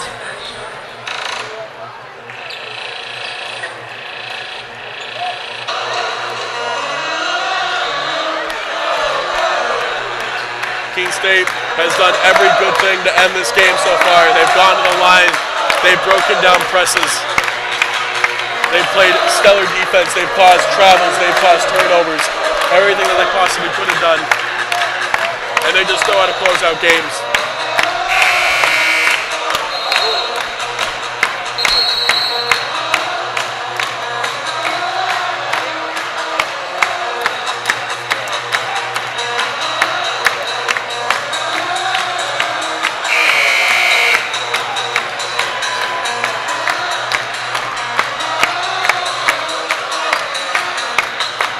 It's going to be Theo Henry to inbound.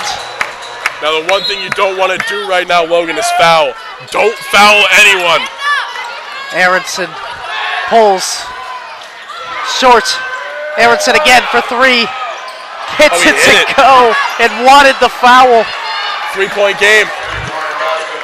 Inbound Seau. He's going to be fouled with 2 seconds left. Wow. And Tyler Aronson lets the referee hear it. He thought he was fouled by Nate Seau. What a tough shot that was from Tyler Aronson. Contorted his body. Maybe a little bit of acting, trying to sell it, but nonetheless, quite the acrobatic shot from deep. An insane shot from Aronson. And Nate Seau has the chance.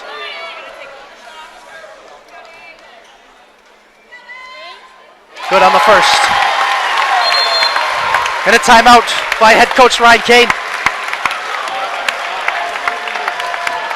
Brings Nate Seau's total to 17 this evening.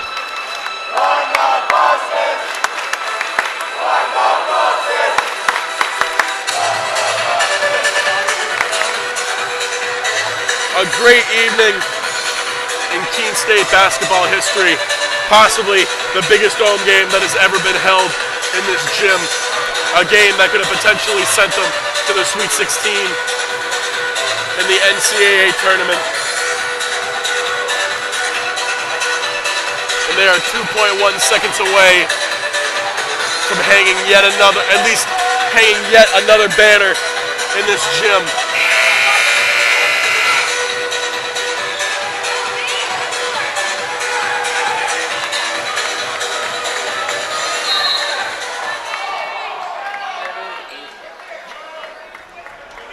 Nate Seau with the chance to make this a 5-point lead. Gets it to go. And now with just 2 seconds left, it looks like that's going to be the ball game, and it is. The Keene State Owls are going to the Sweet 16. They win again on this home floor against the Tufts University Jumbos by the score of 77-72. What a season this has been, and it'll continue for Coach Ryan Keene and this Owls squadron.